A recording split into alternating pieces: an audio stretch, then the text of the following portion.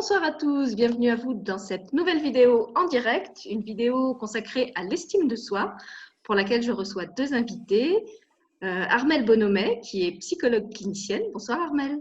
Bonsoir Sylvie, bonsoir tout le monde. Et puis Virginie Rabier, qui est orthophoniste, mais pas que, comme elle aura sûrement l'occasion de nous le dire au cours de la soirée. Bonsoir Virginie. Bonsoir, bonsoir Sylvie, bonsoir tout le monde. Alors, si vous me suivez depuis longtemps, vous connaissez déjà Armelle et Virginie. On a fait de nombreuses émissions ensemble, certaines d'ailleurs où elles étaient déjà en duo.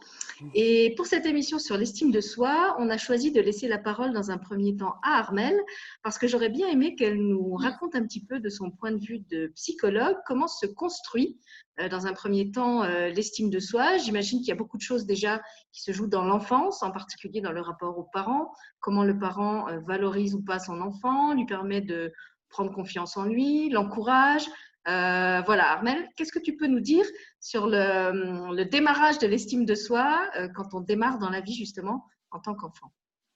Alors, ce qui est très important de savoir en premier, c'est que quand on est un être humain et qu'on vient s'incarner sur cette terre, on va d'abord se construire dans le regard de l'autre. Ça, c'est fondamental, puisque c'est vrai qu'on entend souvent dans le développement personnel qu'il faut se défaire du regard de l'autre, qu'il faut essayer d'avoir son propre avis, tout ça. Eh bien, quand on vient sur la terre, on n'a pas le choix, nous, en tant qu'être humain, on a besoin de se construire dans le regard de l'autre. Quand on arrive bébé, on n'a pas conscience qu'on est dans un corps. Donc, l'enfant, il vient découvrir un peu tout ce qui se passe autour de lui. Et la seule accroche qu'il puisse avoir, c'est effectivement le regard de sa mère. Alors, je vais dire le regard de sa mère pour que ça soit plus simple. On est bien d'accord que c'est celui du père, que c'est celui de son frère, de sa sœur, enfin des gens qui sont autour. Mais quand même, tout d'abord, c'est le regard de la mère. Je rappelle juste en passant qu'un enfant, quand il naît, il a la vision qui correspond, enfin, ce qu'il arrive à voir, c'est exactement à la distance du regard de sa mère, d'accord? Quand il regarde tout autour, tout est flou, mais à distance du regard de sa mère, il voit clair. Donc, c'est pas rien quand même. On est super adapté quand même pour réussir à s'inscrire dans ce sens-là.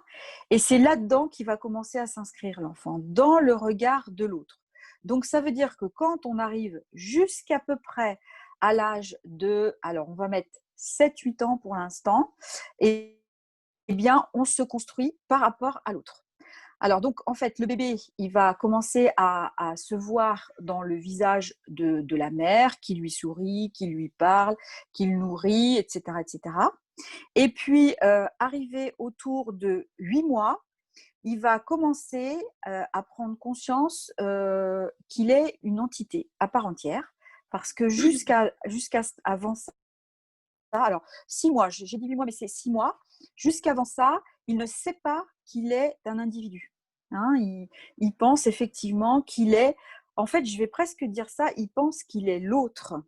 Donc, ça veut dire quand même que si c'est une maman ou un papa qui ne l'accueille pas volontiers, qui est dans la difficulté pour accueillir cet enfant, ou même qu'il n'y a pas de papa ou pas de maman, ça peut arriver, eh bien, on imagine déjà que pour la construction de l'individu et donc de l'estime de soi, c'est déjà très compliqué.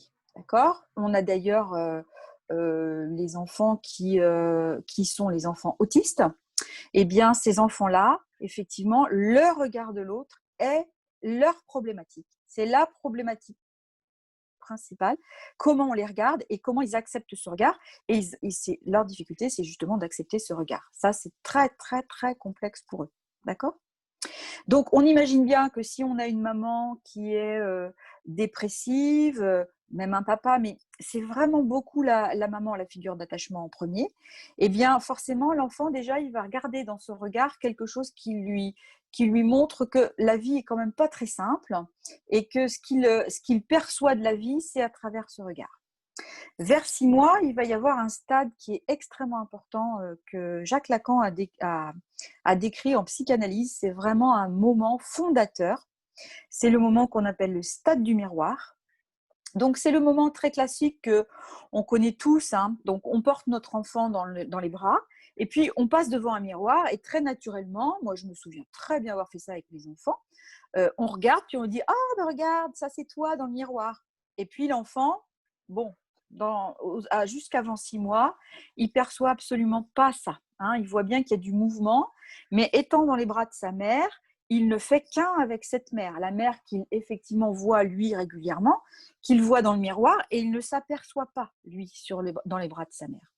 Jusqu'à vraiment une période de bascule où là, il va commencer à s'apercevoir, c'est-à-dire que la maman va lui dire « Regarde, ça c'est maman », regarde, ça c'est toi. Et on va voir l'enfant qui va faire ce mouvement, c'est-à-dire qu'il regarde dans le miroir, il va regarder sa mère, il va re-regarder, ça c'est le premier temps. Donc là, il voit bien qu'il y a la mère dans le miroir. Et là, la maman va lui montrer qu'effectivement, il y a un autre être, là, il y a quelqu'un qui bouge, il va s'apercevoir bouger. Et là, il va commencer à prendre conscience, effectivement, qu'il est un être à part, hein, à part entière, mais à part de sa mère. Alors, je caricature parce que effectivement, ça se fait pas aussi vite que ça. Ça demande de nombreux passages, ça demande de nombreuses sensations.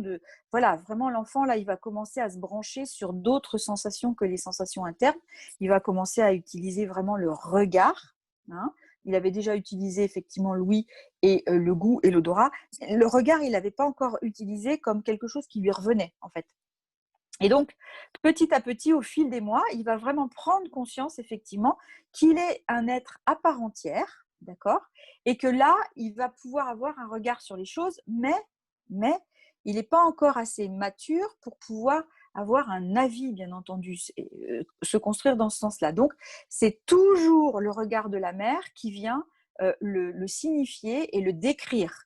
Donc, souvent, la maman s'amuse avec son enfant. Moi, je me souviens, je le dis souvent aux parents, amusez-vous à toucher son nez. Tiens, ça c'est ton nez. Donc on touche, on le voit dans le miroir et puis après on se regarde. Enfin, il y a tout un jeu à faire vraiment très important de restitution du regard qui va lui permettre de se construire. Mais on voit que c'est toujours l'autre qui va venir lui dire les choses. Donc vous imaginez bien que si la maman elle ne voulait pas de cet enfant, elle trouve qu'il ressemble à son père et elle ne voulait pas qu'il ressemble à son père, elle trouve qu'il a, je sais pas moi, pas les cheveux qu'elle voulait ou je ne sais quoi, eh bien l'enfant, c'est ce qu'il va pouvoir commencer à entendre dès tout petit. Vous vous rendez compte, dès 6 mois, il peut quand même commencer déjà à avoir ce retour. Donc on peut imaginer qu'effectivement, quand on est un adulte et qu'on veut travailler sur l'estime de soi, si ça remonte à 6 mois, c'est quand même sacrément inscrit. Hein. Donc, il y a un sacré travail à faire, vraiment très important. Heureusement, dans la majorité des cas, avec la maman, ça se passe bien. Il y a quelque chose qui vient se déterminer, qui vient dire c'est toi que je voulais, c'est toi comme enfant, c'est cet enfant-là que j'avais envie. Voilà, tu es l'être que j'aime, j'ai envie de te chérir. Voilà, l'enfant, il voit aussi dans ce regard beaucoup d'amour, heureusement, beaucoup d'amour, hein, et beaucoup d'attention. Et puis, quand on s'amuse effectivement devant le miroir, il va voir qu'il commence à avoir des capacités et sa maman va lui dire « Oui, c'est bien, bravo, tu as réussi, vas-y, touche ta tête. » Enfin voilà, petit à petit. Et cette construction, elle a lieu quand même presque jusqu'à 2 ans. D'accord? Donc c'est long, hein, vraiment long. Donc si jamais à 6 mois, c'était mal parti pour l'enfant, rien n'est perdu. En fait, c'est ça qui est super, c'est que jusqu'à 2 ans, et bien après bien sûr, hein, mais au moins jusqu'à 2 ans, on peut reconstituer des choses dans le regard de l'enfant, aider la maman quand elle est en difficulté. Alors, je redis, si je dis maman, c'est aussi papa, bien sûr, hein, mais vraiment, on peut aider ça à ce moment-là pour qu'il y a une estime de soi qui commence quand même à pouvoir s'ébaucher. On en a à peu près, donc ouais, c'est ça jusqu'à à peine 2 ans, 1 an et demi, hein, à peu près. Le 2 ans, c'est l'âge du non. Voilà, là, on a compris, l'enfant, il a compris que là, donc il est vraiment séparé de sa mère et là, il va faire le test. C'est ça, le test du non. Il va regarder si, effectivement, il peut faire le contraire de ce qu'elle lui dit. Voilà, donc ça c'est très bon signe, hein, les parents qui s'inquiètent quand l'enfant leur dit non et que ça leur casse les pieds. Et bien en général, je leur dis, vous savez, c'est un très bon signe. Et ils me regardent, oh, mais non, mais dites pas ça, il va en profiter. Eh bien non, il ne va pas en profiter. Il aura eu ce retour que c'est important effectivement de ne pas être d'accord, même simplement juste sur le principe pour voir ce que ça fait aux parents. Hein, c'est une vraie construction. Oui. Avant qu'on continue, après 2 ans, moi j'ai envie de te poser une question. Alors que tu as parlé du cas où effectivement la maman interagissait beaucoup avec l'enfant. Tu as beaucoup parlé déjà dans un premier temps du visuel. Est-ce qu'il est aussi sensible à tout ce qu'elle dit? C'est-à-dire, est-ce que si par exemple, elle joue avec lui, mais en lui disant des choses méchantes ou dévalorisantes, il va intégrer aussi ce message-là? Ça, c'est ma première question. Il n'y a pas que le visuel, il y a aussi comment elle le touche, petit, quand elle le lange, quand elle le câline, si elle le câline, quand elle le cajole. Et puis alors dans le cas où l'enfant quitte très tôt sa mère, par exemple, pour aller à la crèche, puisque je crois que maintenant le congé de maternité, c'est quelque chose comme 3 mois. Donc ça veut dire qu'il ne va pas rester jusqu'à 2 ans avec sa maman. Dans ce cas-là, qui joue le rôle de cette personne qui va favoriser l'interaction? Est-ce que c'est la nounou? Est-ce que c'est les autres enfants de la crèche s'il n'y a pas vraiment d'adulte? Enfin, il y a un adulte référent, mais pas avec un rapport 1-1. Il y a un adulte pour plusieurs enfants. Donc forcément, il divise son temps entre tous les enfants. Comment ça se passe? Donc d'abord, la première question, c'était qu'est-ce qui se joue par rapport aux paroles, par rapport à ce qu'il entend et ressent, et hors regard, puisque le regard, tu en as bien parlé. Et puis après, comment ça se passe quand la maman n'est pas là pour jouer ce rôle-là? Alors en fait, par rapport aux paroles, en fait, les paroles sont un doublement du regard, en fait. C'est-à-dire que l'enfant, quand il entend les paroles, en fait, c'est pas les paroles qu'il entend, parce que finalement, les mots, ça n'a pas beaucoup de sens pour lui, hein. C'est plus d'abord le ton, d'accord? Et le ton, il passe par le regard. C'est très étrange de dire ça comme ça, mais le ton, il va passer par le regard. C'est-à-dire que une maman qui va avoir un regard plein d'amour, mais qui ne va pas forcément réussir à dire des paroles, eh bien, c'est quand même par le regard que ça va passer. C'est vraiment, ça, c'est spécifique à l'être humain, vraiment spécifique à l'être humain. Ça passe quand même par le regard. Donc, Et il une ressent maman, vraiment effectivement, l'intention, en fait, quelle que soit voilà, la façon dont c'est exprimé. Si la mère est exactement. déprimée et qu'elle lui dit des mots d'amour, il va sentir aussi la dépression de la mère. Voilà, complètement. C'est ça qui est difficile. C'est qu'il va ressentir complètement la dépression de la mère. Il va quand même sentir l'amour derrière, ce qui est fondamental, hein, mais il va quand même ressentir ça, oui, même si elle essaye. Mais alors j'allais dire, c'est pas grave, hein, entre guillemets. C'est parce que effectivement, cet enfant, il vient dans cette famille, il a quelque chose à y faire. Il a quelque chose à y faire, à y entendre, à voir, justement, dans sa construction, il a vraiment quelque chose à aller construire sur lui. Donc, il va faire avec le parent qu'il a. Alors après, il va essayer de le soigner, hein, ça, on ne va pas s'étendre là-dessus, mais il va essayer de le soigner.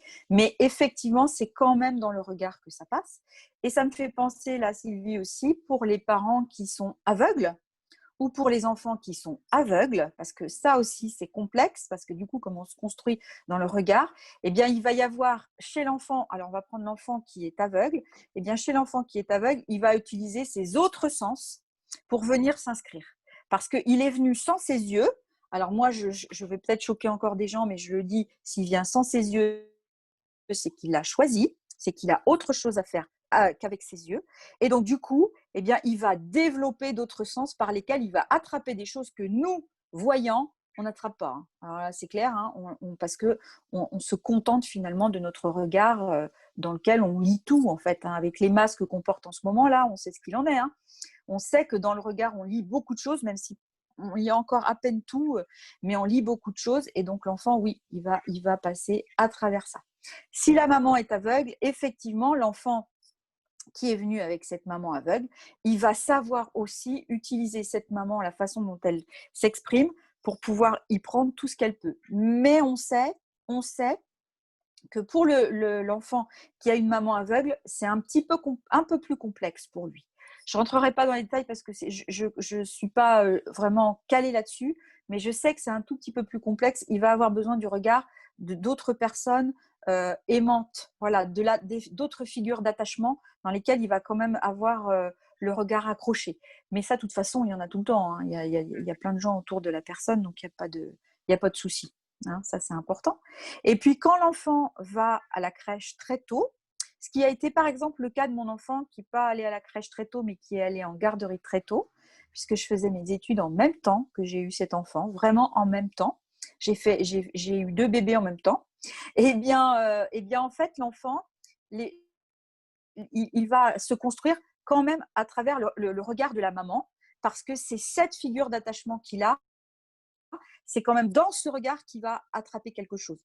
Là, à la crèche, par exemple, il va avoir des personnes bienveillantes, mais qui ne sont pas dans l'amour tel qu'il vient le chercher là, tel qu'il vient l'incarner, qui sont formidables, hein, il n'y a aucun doute là-dessus, mais ce n'est pas ce lien d'amour-là.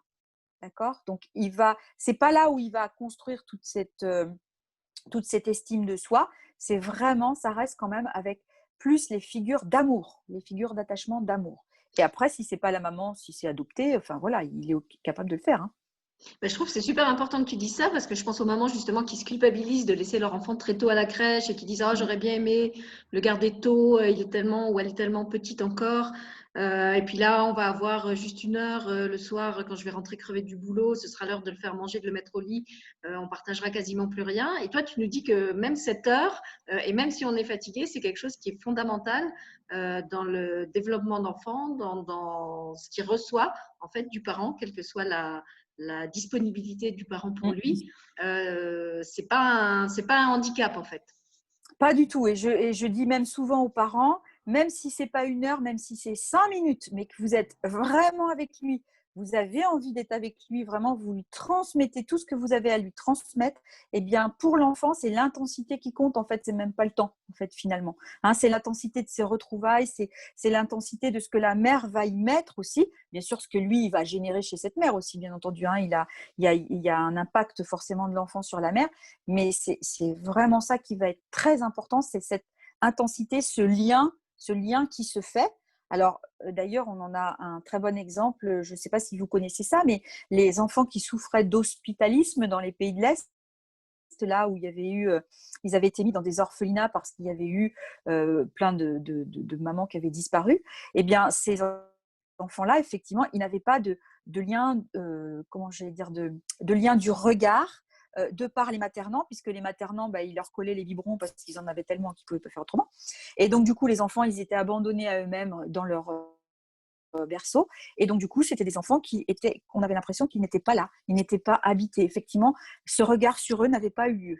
Ça ne s'était pas retourné vers eux. Et donc, ils n'avaient pas pu se voir eux-mêmes. Et donc, c'est comme s'ils n'existaient pas.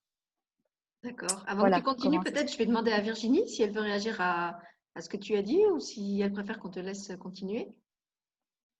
Non, moi, je laisse Armel continuer. C'est moins ma phase. Voilà, toi tu arrives Dans cette tranche un d'âge. peu plus tard quand le langage est déjà en place normalement. Ouais. Alors on rend le langage à Armelle du coup.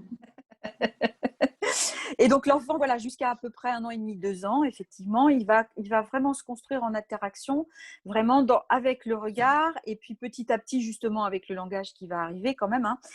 Et ce langage qui va vraiment être en lien avec le regard qu'on porte sur lui. Donc on pourrait très bien lui dire mon chéri, je t'aime, t'es plus merveilleux, mais si dans le regard c'est pas ça qui transparaît, l'enfant il va pas attraper ça.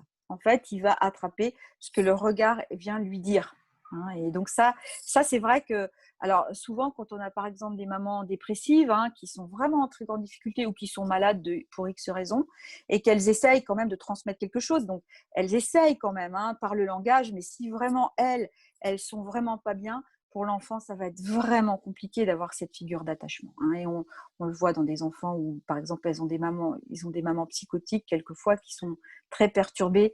Ce lien, il se fait pas.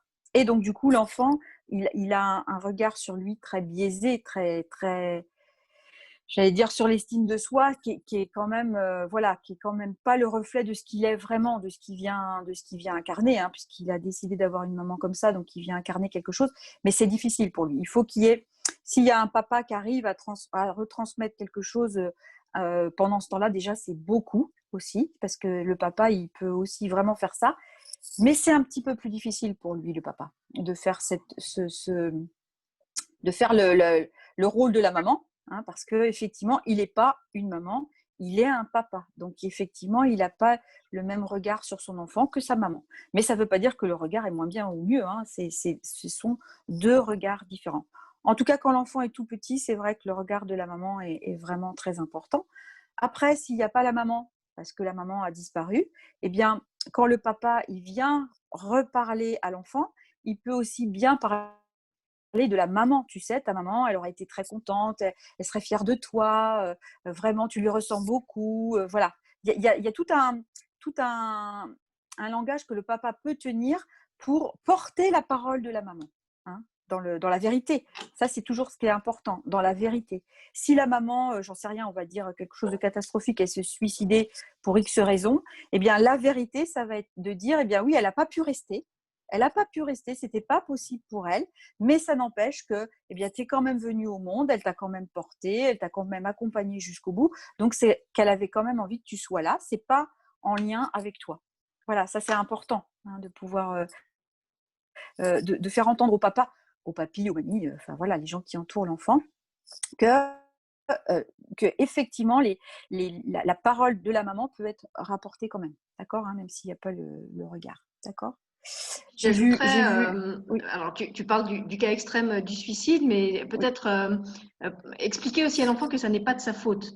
Moi, je pensais pas au cas du suicide, je pensais au cas des divorces ou des séparations où souvent les enfants se croient coupables, se croient responsables de la séparation des parents.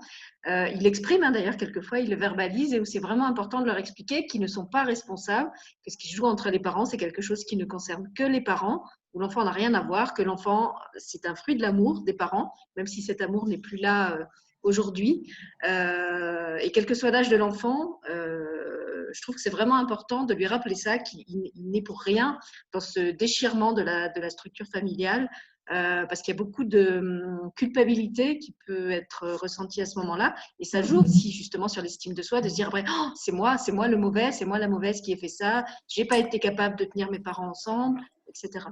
Ouais. Et c'est d'autant plus vrai que l'enfant, jusqu'à 2 ans, 3 ans, il se croit le centre de la famille, d'accord. Il se croit, et ça c'est normal, c'est dans la construction narcissique, c'est aussi pour construire sa personnalité. Il croit effectivement qu'il est l'intérêt principal de la famille. Donc effectivement, quand les parents se séparent, eh bien, il peut très bien avoir l'idée que c'est à cause de lui, vraiment à cause de lui. Donc, quel que soit son âge, même s'il est tout bébé, c'est important de lui verbaliser dans la vérité. C'est toujours la vérité qui va transparaître dans les mots, parce que je rappelle, un enfant d'1 mois, il ne comprend pas les mots. Il comprend l'intention qui est dedans, l'intonation, l'intention qu'on y met. Eh bien, toujours dans la vérité, effectivement, on se sépare. Et moi, quand j'ai des enfants, parce que j'en reçois beaucoup, des enfants dont les parents sont séparés, eh bien, je leur dis toujours, tu sais, c'est pas ton père et ta mère qui se sont séparés, mais c'est le couple des amoureux. C'est les amoureux, donc moi je mets 2 niveaux, les amoureux. Et après, une fois qu'on est amoureux, on peut devenir parent, d'accord. Et donc ça, parent, ça ne changera jamais de la vie. On sera toujours tes parents, quelle que soit la situation, qu'on soit séparés, qu'il y en ait un qui disparaisse, ce sera toujours tes parents. Par contre, ce sont les amoureux, effectivement, qui ne sont plus amoureux. Et ça, dans cette histoire, tu n'as absolument rien à faire parce que tu n'es pas à l'intérieur de ce couple d'amoureux. C'est une histoire entre eux. Et ça, les enfants, alors ça leur fait un bien fou parce que ça les libère de ça, vraiment. Et puis après, ça leur permet effectivement de se dire, bon, alors moi, j'ai quand même toujours affaire à mes parents, ça sera pour tout le temps, et leurs histoires d'amoureux, et ben moi, je m'en occupe plus. Voilà, ça c'est Et très puis important. effectivement, c'est important de leur dire la vérité, parce que comme tu l'as très bien expliqué, ils vont entendre bien au-delà de ce qu'il y a dans les mots. Donc même si on essaye de masquer, c'est le cas de le dire, ou de maquiller un peu l'histoire pour que ce soit plus joli, et parce que ça nous semble moins difficile à entendre peut-être pour eux comme ça, ils vont pas être dupes, et ce sera même pire parce qu'ils vont sentir qu'il y a un non-dit, et que du coup, il faut pas parler du truc avec des mots clairs. Donc évidemment, il faut le dire avec des mots adaptés à leur âge et à ce qu'ils sont en mesure de comprendre. Mais comme tu le dis, je pense que l'intention est très importante et que même si on explique mal parce qu'on est dans l'émotion et que déjà pour nous c'est difficile à ce moment-là, que ce soit dans le cas d'un deuil, d'une séparation ou quoi que ce soit, si on le fait avec amour et avec sincérité, ça l'enfant il va le ressentir et c'est sûrement plus important que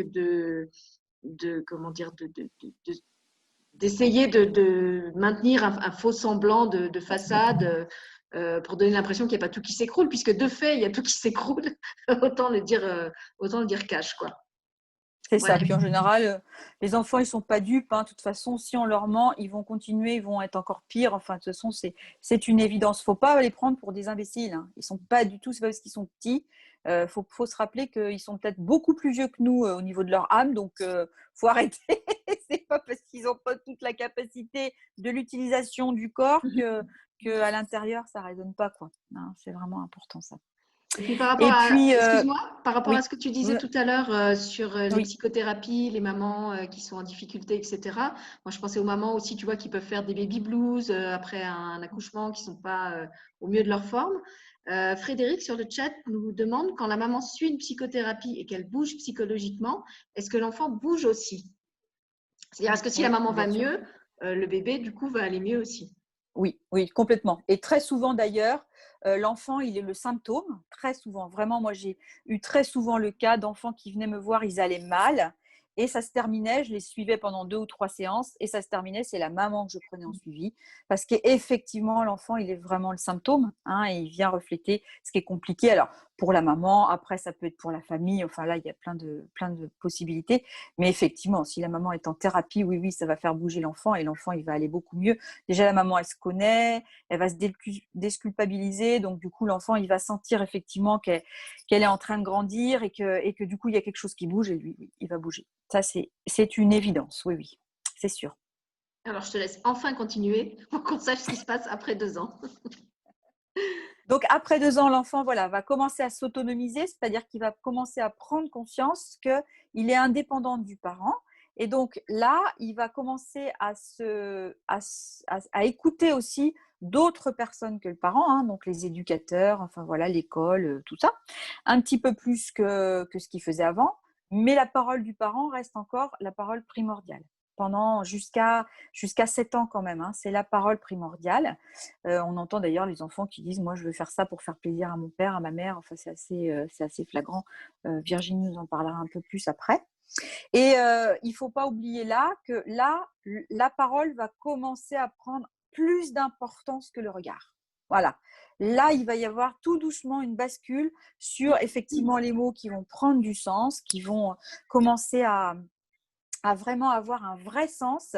C'est pour ça que quand on parle à un enfant, il faut avoir des mots vrais. Il ne faut pas essayer de cacher le truc parce que là, il sent qu'il y a quelque chose de caché dessous.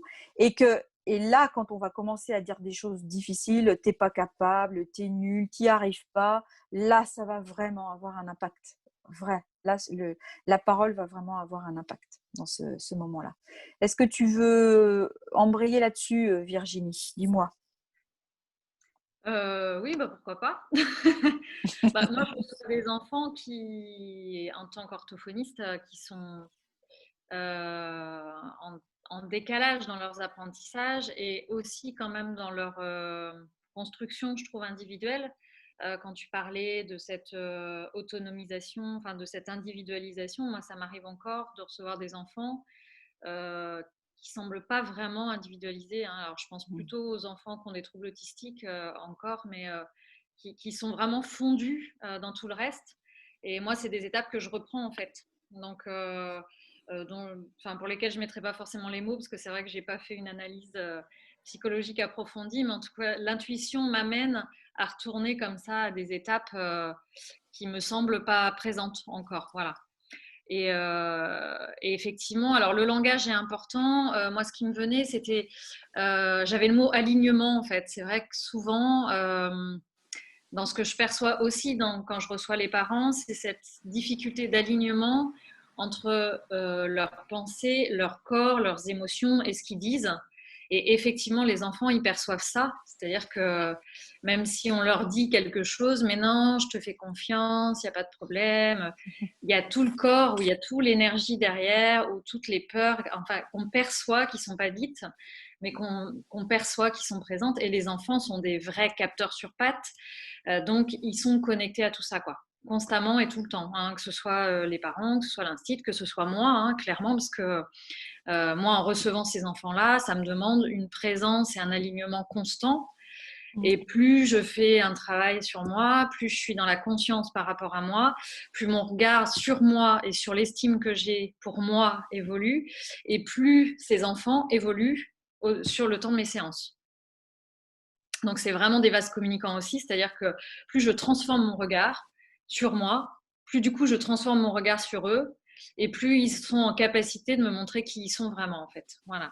Plus j'ai cet espace à leur offrir, et plus bah, ils s'engouffrent dans l'espace, quoi. Donc c'est extra, je pars dans tous les sens, hein, je suis désolée. Je ne sais pas s'il va y avoir un fil conducteur. En tout cas, c'est des enfants qui, pour certains, ne sont pas rentrés dans les mots, mais communiquent énergétiquement et communiquent avec le corps et communiquent d'autres manières, et donc sont en interaction permanente avec les adultes. Et effectivement, tout ce qu'ils vont recevoir, quelle que soit la forme que ça prend, ils vont l'intégrer en fait. Donc moi, l'invitation que je suis quand je les reçois en séance, c'est de les amener petit à petit à faire le tri entre ce qu'ils sont, ce qui leur appartient et ce qui ne leur appartient pas en fait. Voilà, donc je les invite petit à petit à se décoller un peu plus, à prendre du recul, à se connecter à leurs envies profondes, et puis à faire le tri dans tout ce qui est dit autour, sans jugement en fait, hein, mais qu'est-ce qui leur convient, qu'est-ce qui leur convient pas, qu'est-ce qui résonne avec eux, qu'est-ce qui ne résonne pas, voilà, et puis d'aller tirer les ficelles pour reprendre vraiment leur pouvoir créateur. Voilà, moi c'est un élément central dans mes séances, c'est que je les ramène, je les mets jamais en position de victime. Je suis d'accord totalement avec Armelle. Ils ont choisi cette famille parce qu'ils ont quelque chose à y faire et puis quelque chose aussi à expérimenter pour eux. Donc, c'est comment ils peuvent, dans cette famille-là, retrouver leur plein pouvoir et faire leur propre choix en fonction de ce qui leur convient et ce qui leur convient pas. Alors, ça paraît simple hein, quand je dis ça, évidemment, c'est pas... Enfin, je l'ai vécu et je le traverse encore, donc on sait très bien que c'est pas évident. On y est confronté chaque jour, en fait, à nos propres choix, etc. Mais en tout cas, l'ayant expérimenté aussi, en ayant petit à petit renforcé mon estime de moi et ma confiance, etc., maintenant, je suis de plus en plus cette invitation, quoi. Je sais que c'est possible. Donc moi, j'ai pas peur de leur dire, et j'ai pas peur de leur dire, pop, pop, pop, attends, c'est à qui ce truc que tu es en train de me raconter, là? Est-ce que à qui tu as chopé cette idée-là, en fait? Enfin, voilà, après, je vais adapter aussi le langage, et puis, chaque enfant a son propre temps interne. Et donc, il y a des enfants qui vont avoir besoin vraiment d'expérimenter dans plein d'espaces différents cette estime-là. Il y en a d'autres qui vont aussi ne pas faire le choix d'autre chose parce que ça a une importance pour eux d'être dans ce rôle-là. Voilà, et puis il y a des étapes, enfin voilà, tout se combine au fur et à mesure, quoi. Voilà déjà ce que je peux en dire. Alors moi j'ai un fil. Non, vas-y, Armelle, si tu avais. Vas-y. Est-ce que je peux juste rebondir justement sur ce que tu disais, Virginie? Moi, je pense justement à ces enfants autistes qu'on essaye d'adapter. J'ai fait un post là-dessus cet après-midi parce que ça m'a interpellée vraiment. Qu'on essaye vraiment d'adapter à tout prix. Et comme tu le disais, quelquefois, ils ont fait le choix de rester là-dedans et ils n'en sortiront pas parce qu'ils ont quelque chose à y faire, vraiment. Et la famille, elle a quelque chose à faire avec ça. Et on se dit, oui, c'est que les méthodes, elles ne sont pas bonnes, nanana. Et bien, en fait, c'est pas ça. C'est que l'enfant, il est aussi sujet. Il est sujet de sa propre vie. Et il peut aussi faire ce choix-là. Vraiment. Et il peut faire ce choix-là pour protéger les parents. Moi, j'ai eu ça à un enfant. J'ai extrêmement bien vu que cet enfant, il ne pouvait pas sortir du mutisme dans lequel il était en tant qu'autiste avec sa mère. Ça n'était pas possible. Il était sorti du mutisme avec moi. Le jour où il est sorti du mutisme, sa mère a arrêté le suivi. Ouais. Vraiment. Elle l'a arrêté parce que c'était insupportable. Il fallait qu'elle ait cet enfant qui soit comme ça. Et je vous assure, cet enfant, il avait 5 ans, 6 ans, donc c'est tout petit. Hein. Eh bien, il a eu un regard vraiment de me dire, eh bien, je ne peux pas faire autrement. Vraiment, le regard qui exprimait, tu vois, je ne peux pas faire autrement, sinon c'est ma mère qui va mal. C'est formidable hein, quand même. Alors, ça me ramène à la question que je voulais poser justement à Virginie, parce qu'en plus, ça recoupe ce que tu dis, Armelle. Est-ce que tu as remarqué, Virginie, qu'il y a une corrélation entre la construction de l'estime de soi et la construction de l'identité qui se traduit justement au niveau du langage, ou est-ce que les enfants que tu reçois toi, ils ont plutôt eu une estime de soi abîmée par justement les troubles qu'ils ont pu rencontrer à l'école, le retard dans l'apprentissage, les choses qu'on a dites sur eux? Est-ce que alors, si je formule la question autrement, est-ce que c'est la parole des autres qui a démoli l'estime de soi, ou est-ce qu'en fait l'estime de soi, elle était déjà déficiente avant que ce discours-là sur eux n'arrive, parce que ça venait de quelque chose en lien avec la construction de leur identité? Alors, du coup, c'est un peu compliqué de répondre parce qu'effectivement, j'ai pas toujours les premiers mois, même si je les questionne, mais j'ai pas forcément les premières interactions. Donc, je vais pas forcément toujours aller chercher dans les premières interactions. Après, c'est vrai qu'Armelle, je pense, elle est peut-être plus dans cet espace-là. Enfin bon, après, c'est Armelle qui dirait. Je trouve qu'il y a des enfants qui arrivent, alors qui ont des troubles d'apprentissage ou qui ont des troubles du développement du langage et qui sont dans une estime d'eux très puissante. Enfin, je ne sens pas de déficience dans l'estime. C'est des enfants qui ont hyper confiance en eux, qui arrivent. C'est plus l'extérieur qui se questionne parce que le langage ne vient pas. Mais clairement, eux, dans mon cabinet, ils font leur vie, ils sont en interaction avec moi. Langage, les mots, enfin, ça ne leur pose pas de soucis. Mais ça, c'est plutôt quand ils sont petits. Quand même, j'aurais envie de dire qu'avec l'entrée dans le CP, qui est sans doute une période encore plus d'individualisation, d'autonomie, etc., je trouve que le regard extérieur est quand même encore plus impactant. C'est quand même, enfin, c'est quand même assez rare que je reçoive des enfants qui ont des difficultés scolaires et qui sont quand même super, super tranquilles et super bien dans leur cours, quoi. Il y a quand même des espaces d'eux qui sont touchés, quoi. Après, moi, ce que je peux constater, c'est qu'il y a les mots de l'extérieur qui vont acheter, digérer, intégrer, puis auxquels ils vont coller. Mais il y a un espace d'eux. Alors peut-être que c'est un espace justement qu'ils ont construit quand ils étaient petits, j'en sais rien, mais il y a parfois pas de mots à l'extérieur qui pourraient les invalider, et pourtant ils s'auto-censurent tout le temps. Donc ça, je reçois aussi des enfants, et à la limite, c'est, je trouve, le moins facile parce que c'est des enfants qui ont une espèce de voix intérieure. J'en avais un tout à l'heure cet après-midi qui me disait un truc, et je lui disais, mais c'est quoi cette voix en fait? Alors peut-être qu'elle vient d'un parent, j'en sais rien en fait, ça je le sais pas, mais en tout cas il avait vraiment cette petite voix qui venait lui dire, Madodo, tu es complètement nul de toute façon, quoi que tu fasses.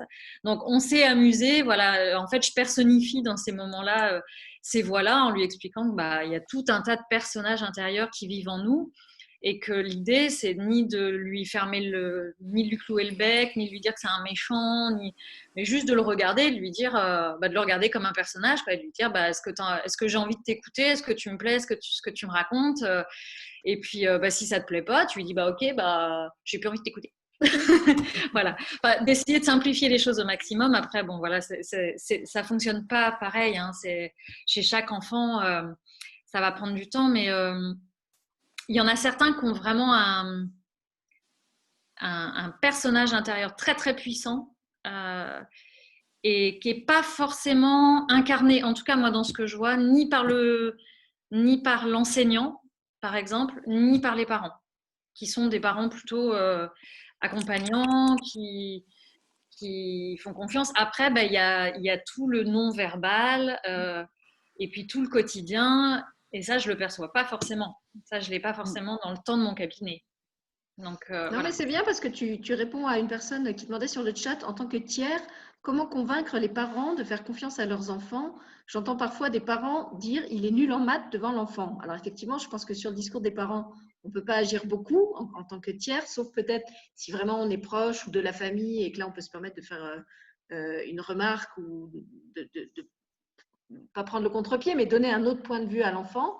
Par contre, plutôt que d'essayer de changer les parents, on peut peut-être expliquer à l'enfant qu'il n'est pas obligé de s'identifier au discours des parents qui disent qu'il est nul en maths, que ça c'est leur point de vue à eux ou que c'est le point de vue du prof, mais qu'il n'est pas obligé oui, comme tu disais, de coller à la petite voix démolisseuse qui arrive avec son gros bulldozer et qui essaye de démonter tout ce qu'il est. Ouais, enfin, pour moi, c'est très important parce que c'est vrai que quand c'est possible, il y a vraiment un accompagnement qui se fait au niveau familial. Et effectivement, comme le disait Armel, dès qu'il y a de la structure qui bouge, toute la structure structure se met à bouger. Donc, c'est vrai que s'il y a un des parents qui commence à changer un regard, alors ça va même plus loin, hein, c'est-à-dire que quand je vais dans une école, et Armelle le sait, parce qu'on a l'habitude de bosser aussi ensemble à faire des équipes éducatives ou des choses comme ça dans les écoles, il suffit qu'on fasse une réunion, que les choses se disent, qu'on permette à chacun de changer de regard. La fois suivante, quand je reçois l'enfant, il s'est passé des choses. Je n'ai plus le même.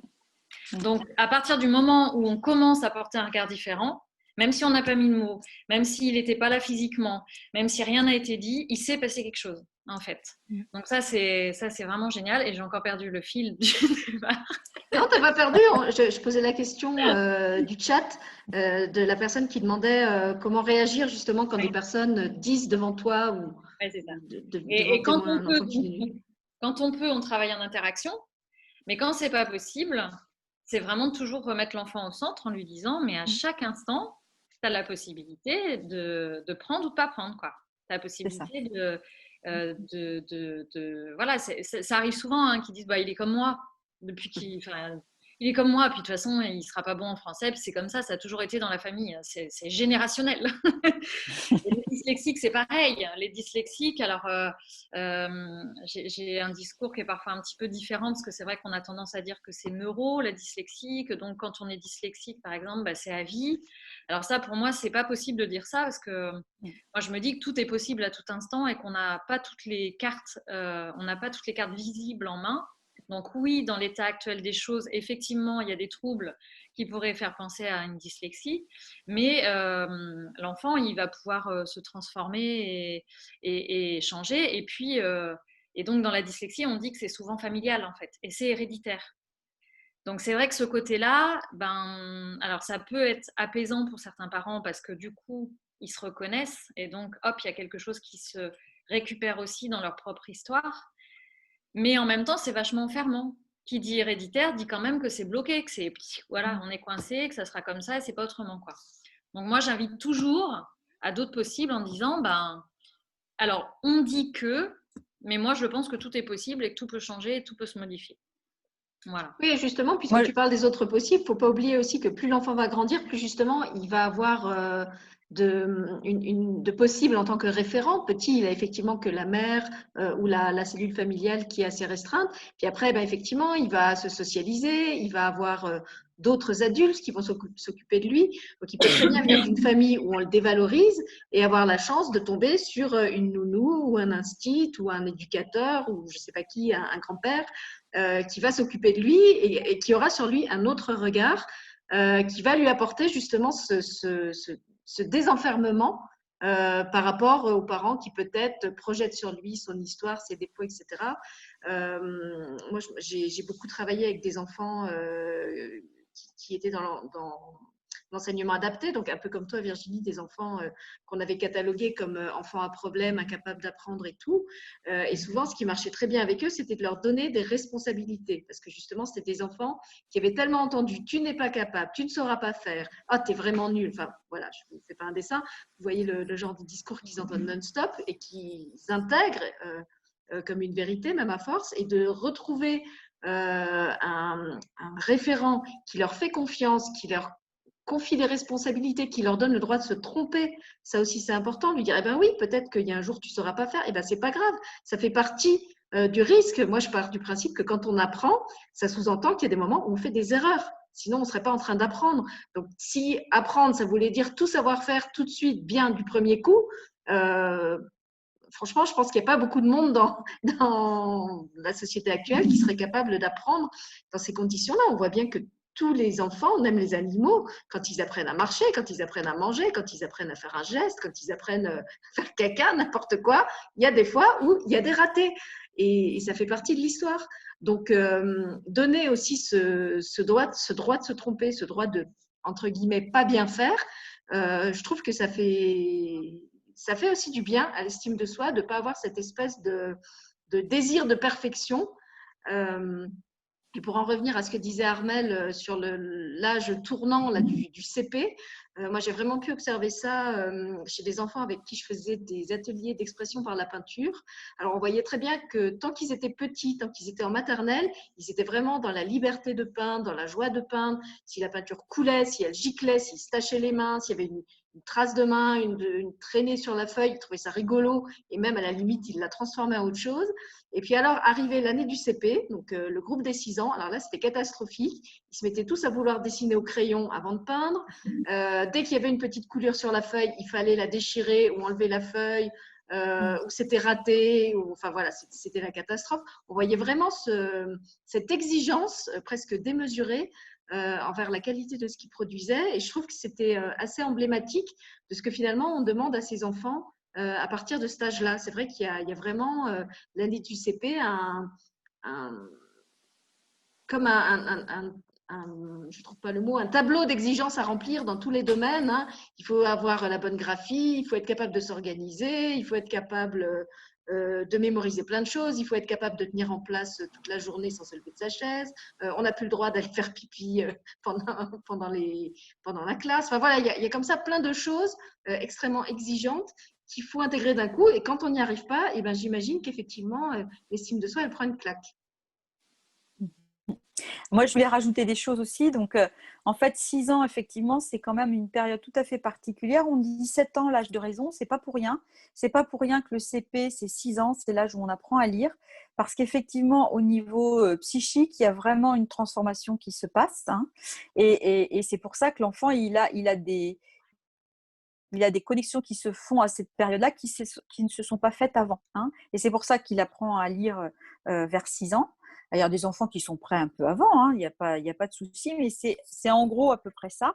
Et c'est aussi en gros à peu près vers 3-4 ans, où là, il va y avoir la constitution du moi, vraiment ce qu'on appelle le mental, l'ego, le moi. Vraiment cette interface qui va nous permettre de comprendre le monde, vraiment de comprendre comment ça fonctionne. Mais en même temps qu'on a la construction du moi, eh bien, c'est ce dont tu parlais tout à l'heure, Virginie, on va avoir la construction du surmoi. Et ce surmoi, c'est la petite voix qui va venir nous dire « je suis nul, je sais pas faire, j'y arrive pas, etc. etc. » Et ce surmoi, il peut vraiment être très dévastateur dans certaines structures comme la structure obsessionnelle. Hein. Dans cette structure, il va y avoir un surmoi très, très puissant qui va venir mettre une valeur sur les choses. Et très souvent, quand même très souvent, même si le parent n'a pas été là-dedans, même si l'entourage n'a pas été du tout dans le jugement, eh bien l'enfant, il entend quelque chose au-delà des mots, d'un jugement en fait qui vient. Alors, peut-être des générations avant, peut-être même de l'histoire de l'humanité avant, d'accord, il vient en prendre quelque chose, mais il ne faut jamais oublier que s'il vient en prendre quelque chose du côté du surmoi, là, hein, un peu féroce, eh bien, c'est parce qu'il a besoin de ça, lui, pour aller chercher sa puissance à l'intérieur. D'accord ? Pour aller chercher cette estime de soi, il va attraper des choses qu'il y a dans le monde à construire et il va le prendre pour lui. Il a vraiment quelque chose à faire. Et donc, c'est pour ça que quelquefois, il va attraper des choses très complexes dans la vie de la famille que les parents n'ont même pas conscience de porter. Hein, moi, j'ai un cas comme ça où une maman qui disait des choses sur la société en général et l'enfant, il entendait derrière que effectivement, c'était quelque chose qu'elle pensait de sa famille. Et la maman n'a jamais dit quoi que ce soit, porter de jugement sur sa propre famille. Et l'enfant, il en a entendu quelque chose, mais voyez, d'un héritage de génération hein, quand même. L'autiste, c'est typique, c'est ça, 3 générations en arrière pour fabriquer un autiste. Vous voyez, donc sur 3 générations, donc le parent, le grand-parent, l'arrière-grand-parent, il faut 3 générations, eh bien, l'enfant, il est branché jusque sur toutes ces générations. Donc, il peut entendre quelque chose qui est porté sans que le parent en ait conscience, vraiment. Hein. Et puis, je voulais rebondir sur ce que tu disais, sur l'hérédité, par exemple, pour les 10, parce que je sais que ça va intéresser Frédéric. Eh bien, l'hérédité, moi, je pense que c'est vraiment important de dire que je suis d'accord avec ce que tu dis, mais il ne faut pas oublier que si l'enfant, entre guillemets, il a hérité, en fait, il n'a pas hérité, il a pris ce trait-là. il avait besoin de prendre ce trait-là. Il a quelque chose à faire avec ça, lui aussi. Mm. Mais je vais dans ton sens, Virginie, dans l'idée qu'il a quelque chose à faire avec et non pas à subir. Parce que quand on parle d'hérédité, on a toujours l'impression qu'on subit, pauvre de nous, on a pris ça sur nos épaules. Mais non, mais on ne l'a pas subi, on l'a pris. On en a besoin, on va en faire quelque chose. Et c'est là où on va pouvoir ouvrir plein de choses, comme tu le disais, Virginie, parce que effectivement, là, quand l'enfant il sent que ça va lui servir à quelque chose, là, tout est possible. Vraiment, tout est possible. Hein. C'est vraiment une. J'ai vraiment envie que les gens remettent les choses à l'endroit. C'est-à-dire qu'on n'attrape pas quelque chose, on ne le subit pas, on vient le choisir. On vient le choisir parce que ça va nous servir et puis ça va peut-être servir aux générations d'avant aussi, hein, après dans les histoires. Voilà. Mais on vient traiter, comme tu disais très justement, quelquefois le parent, à travers l'enfant, il revit sa propre dyslexie, par exemple. Eh bien voilà, ça peut être une des raisons pour lesquelles l'enfant a hérité, entre guillemets, de cette dyslexie, parce qu'il va venir réparer le parent. Et puis, on n'oublie pas l'autre partie, l'autre versant, c'est que lui, il a aussi quelque chose à travailler avec cette dyslexie. Alors, j'ai une question à poser à Virginie de la part de Frédéric, parce que je pense que c'est un cas que Virginie a souvent en cabinet. Elle demande comment continuer à valoriser un enfant qui annonce ses mauvaises notes comme un drame. Alors, j'imagine que toi, des enfants qui ont des mauvaises notes, t'en reçois plein, étant donné que justement qu'ils ont des troubles de l'apprentissage divers et variés. Et pendant que tu réfléchis, je vais rebondir sur ce que disait Armel. Je me souviens d'une fois où mon enfant est rentré de l'école catastrophé justement parce qu'il avait eu une mauvaise note et je ne comprenais pas du tout sa réaction parce qu'en fait, je ne lui avais jamais mis la pression en termes de notes. Et quand j'en ai discuté avec lui, il m'a dit oh, « Je pensais que tu ne m'aimerais plus si j'avais une mauvaise note. » Et je me suis dit « Qu'est-ce qui a pu lui laisser croire ça? Jamais j'ai tenu un tel discours. Comment il a pu croire que j'allais pouvoir l'identifier à une note ?» Et je trouve que c'est vraiment important là aussi de parler avec l'enfant et de lui exprimer qu'il n'est pas ses notes. D'abord, la note, elle est mise par un enseignant qui a un référentiel bien précis. Peut-être que le même enseignant n'aurait pas noté l'enfant de la même façon. Donc déjà, lui faire relativiser ça. Et puis surtout, lui rappeler qu'il n'est pas… oui, il n'est pas identifié à ses notes. La note, c'est un jugement que l'école a porté sur lui, mais il est bien plus que tout ça, de même qu'il est plus que les jugements des copains, de même qu'il est plus que les jugements de l'instituteur. Alors c'est vrai qu'on peut faire ça facilement en tant que parent. Maintenant, quand c'est en tant que prof qu'on récupère ou comme toi Virginie, en tant que thérapeute qu'on récupère un enfant comme ça, qu'est-ce qu'on peut faire justement pour l'aider à dédramatiser le fait de continuer à avoir des mauvaises notes? Tu as déjà dit beaucoup de choses, hein. C'est vrai que c'est vraiment ramener la note dans sa justesse, j'aurais envie de dire,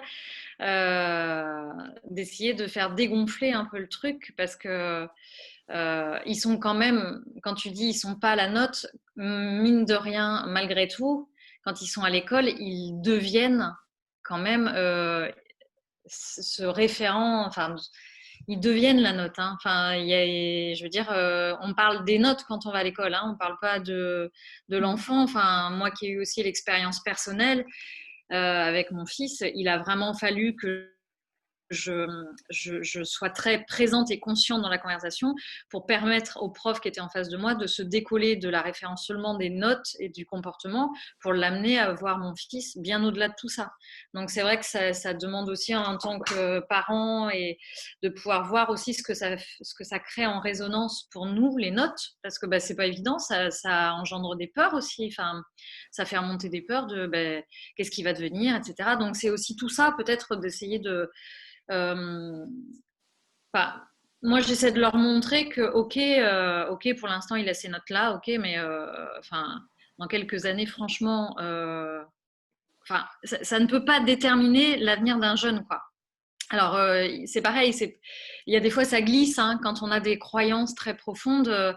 J'aurais envie de dire, quel que soit ce que je vais dire pour lui montrer, je sens que des fois, ça n'a pas d'impact, hein, parce qu'il y a une espèce de truc. Donc, je le questionne, en fait, pour voir un petit peu où il en est par rapport à ses peurs, en fait. Qu'est-ce que ça vient dire pour lui, ces notes-là? Qu'est-ce que ça crée? qu'est-ce qu'il imagine. Effectivement, il y a des enfants qui vont me dire, bah, je vais me faire... Il y en a souvent qui ont cette idée qu'ils vont se faire trucider en rentrant à la maison quand même. Alors que je pense que la plupart des parents ne vont pas trucider l'enfant, hein, mais ils ont cette idée, comme ce que tu racontais par rapport à ton fils, ils imaginent qu'en rentrant à la maison, ça va être un coup d'État, ça va être une catastrophe, que le monde va s'écrouler. Donc, c'est aussi d'essayer de ramener entre l'imaginaire, entre ce qui se passe réellement. Il y a des fois, on en reparle avec les parents aussi, hein, pour que l'enfant puisse entendre la parole posée du parent avec un tiers. C'est-à-dire que je deviens la référente de cette parole-là. Et le fait que ça soit dit devant moi, ça prend son sens. Et effectivement, parfois, les enfants, ils sont assez étonnés quand ils entendent un parent dire, mais c'est pas grave, en fait. Voilà, le fait que ce soit posé dans mon cabinet, ça met encore plus de lumière là-dessus. Donc moi, je vais vraiment essayer de le questionner parce que je sens que rassurer, des fois, ouais, ça glisse. Vraiment, c'est cette impression que ça pénètre pas à l'intérieur. Donc, c'est vraiment d'aller le questionner sur ce que ça vient dire. En fait, pour lui, ces notes-là, quoi. Quel sens ça a et qu'est-ce qui se cache derrière, en fait. Voilà. Alors moi j'ai répondu en tant que parent, toi tu as répondu en tant que thérapeute. Moi je peux aussi apporter des réponses en tant qu'enseignante ou ancienne enseignante. D'abord il y a des écoles qui pratiquent d'autres formes d'évaluation. Alors je ne sais plus quel est le terme exact, je crois que quand c'est la note pour la note, c'est ce qu'on appelle l'évaluation normative. Il y a aussi des écoles où les enfants s'auto-évaluent. Il y a ce qu'on appelle l'évaluation formative, je crois, c'est vieux pour moi tout ça, où on essaye en fait de détailler dans l'évaluation ce qui est vraiment acquis et là où ça a pêché. Et je trouve que ça peut être intéressant justement, même si l'enfant ou l'ado revient avec une mauvaise note, qui est celle du prof, de lui dire, bon, ok, alors maintenant regarde, si on reprend ton travail, là, pourquoi tu as faux? Alors, je ne sais pas si c'est des maths par exemple. Est-ce que c'est ton raisonnement qui est faux? Est-ce que c'est que tu as fait une erreur d'étourderie? Vraiment l'aider à comprendre d'où elle vient la mauvaise note pour lui montrer que dans le devoir, il y avait quand même des points forts, il y avait quand même des choses qu'il a réussi à faire. Et certes, à la fin, il n'a pas trouvé le bon résultat et ça a été sanctionné, mais quand on détaille comme ça module par module, on peut permettre à l'enfant de visualiser ou d'évaluer où il a progressé par rapport à la dernière fois. Donc lui dire, regarde par exemple par rapport à la dernière fois, c'est vrai, tu as toujours une aussi mauvaise note, il faut être lucide, mais la dernière fois, tu n'avais absolument pas compris ce qui t'était demandé, cette fois tu as compris et tu n'as pas réussi à le faire. Donc l'objectif, la prochaine fois, c'est de dire, je comprends et cette fois, j'aurai aussi la bonne méthode pour le faire. Mais lui montrer que voilà, dans ce qu'il a fait, tout n'est pas acheté, ce n'est pas une poubelle, sa copie, et qu'il y a quand même des choses qui sont positives. Ça, c'est la réponse que je peux donner moi en tant qu'enseignante. Et pour donner un exemple très concret, tous les ans, j'organisais un concours pour la semaine de la presse pour toutes les classes de mon école, puisque je travaillais au CDI. Et en fait, alors moi, normalement, j'aime pas les concours justement parce que ça développe un esprit de compétition où c'est toujours les meilleurs qui écrasent les moins bons. Et pour justement ne pas entrer là-dedans, dans mon évaluation, je faisais intervenir plein de critères. Donc, en fait, il y avait les critères j'ai réussi ce qui m'est demandé en termes de consignes, mais les élèves pouvaient aussi gagner des points, par exemple, quand ils manifestaient un esprit d'équipe, de la motivation, de l'entraide, de la créativité. Donc, il y avait comme ça tout un barème. Et ils voyaient, en fait, où ils pouvaient gagner des points. Donc, par exemple, il y en avait qui n'étaient pas forts, mais qui venaient faire plein d'heures sup sur leur temps libre, donc ils gagnaient des points de motivation, qui faisaient monter leurs notes. À l'inverse, il y en avait qui étaient très forts, mais qui étaient méprisants envers leurs camarades, qui du coup perdaient des points parce que j'estimais qu'ils n'avaient pas manifesté d'esprit d'équipe. Et du coup, ça les amenait justement un petit peu à revoir leurs priorités et leur comportement, et ça me permettait de réajuster et de faire que ce ne soit pas forcément les meilleurs qui arrivent toujours en tête du concours. Donc, ça, c'est aussi des choses qu'on peut valoriser en tant qu'enseignant, quel que soit le système où on est. Je suis sûre qu'il y a des pratiques dans la classe qui permettent ça. Ouais, c'est excellent, hein, parce que c'est vrai qu'on n'est plus que sur des domaines scolaires. On fait appel à toutes les compétences là dans ce que tu proposes. Et les enfants ont tout un tas de compétences. Alors, il y en a certaines qui se manifestent moins que d'autres. Et de pouvoir mettre en lumière, en fait, c'est comme si on sortait de la dichotomie bien-mal hein, dans ce dont tu parles. C'est vraiment pouvoir, c'est nul ou c'est bon. Mais c'est justement permettre de voir qu'il y a plein de ponts entre les deux, il y a plein d'étapes et qu'on peut réussir un truc être moins performant dans autre chose. Et dans les dictées, par exemple, c'est vrai que quand les enfants m'amènent une dictée, les 10, ils ont souvent 0 dans les dictées. Donc, c'est aussi leur permettre de voir ce qu'ils ont réussi, est-ce qu'ils ont réussi à suivre, à tout écrire, comment ils ont présenté la copie. Ok, avant ils avaient 40 fautes, ils sont passés à 25, c'est énorme. Enfin voilà, essayer vraiment aussi de valoriser la progression et puis ce qu'ils ont réussi à développer, quoi. Enfin voilà, même d'avoir eu moins peur à faire la dictée, enfin d'avoir réussi à mémoriser 2 mots sur les 15. Enfin, il y a tellement de choses sur lesquelles on peut s'appuyer pour renforcer en fait les compétences plutôt que d'avoir une espèce de note globale comme tu l'expliquais et puis voilà, c'est pas bon. Alors, c'est quelque chose qu'on peut faire avec l'enfant en solo, mais aussi quelque chose qu'on peut faire avec les enfants entre eux, au sein de la fratrie, si c'est dans une famille, ou au sein de la classe, si on a un groupe d'enfants, de montrer justement, de faire des binômes, par exemple, ou des groupes, où certains vont être très forts dans certains trucs et pouvoir aider les autres, et où ceux qui se sont fait aider vont montrer qu'ils ont des compétences que les autres n'ont pas. Moi, j'ai été vraiment frappée dans les premières années où j'étais dans cette école. On m'avait demandé de faire des interviews de mes élèves pour savoir un petit peu ce qu'ils pratiquaient en termes de lecture et d'écriture quand ils étaient chez eux. Et du coup, je les interrogeais un petit peu sur ce qu'ils faisaient quand ils n'étaient pas à l'école.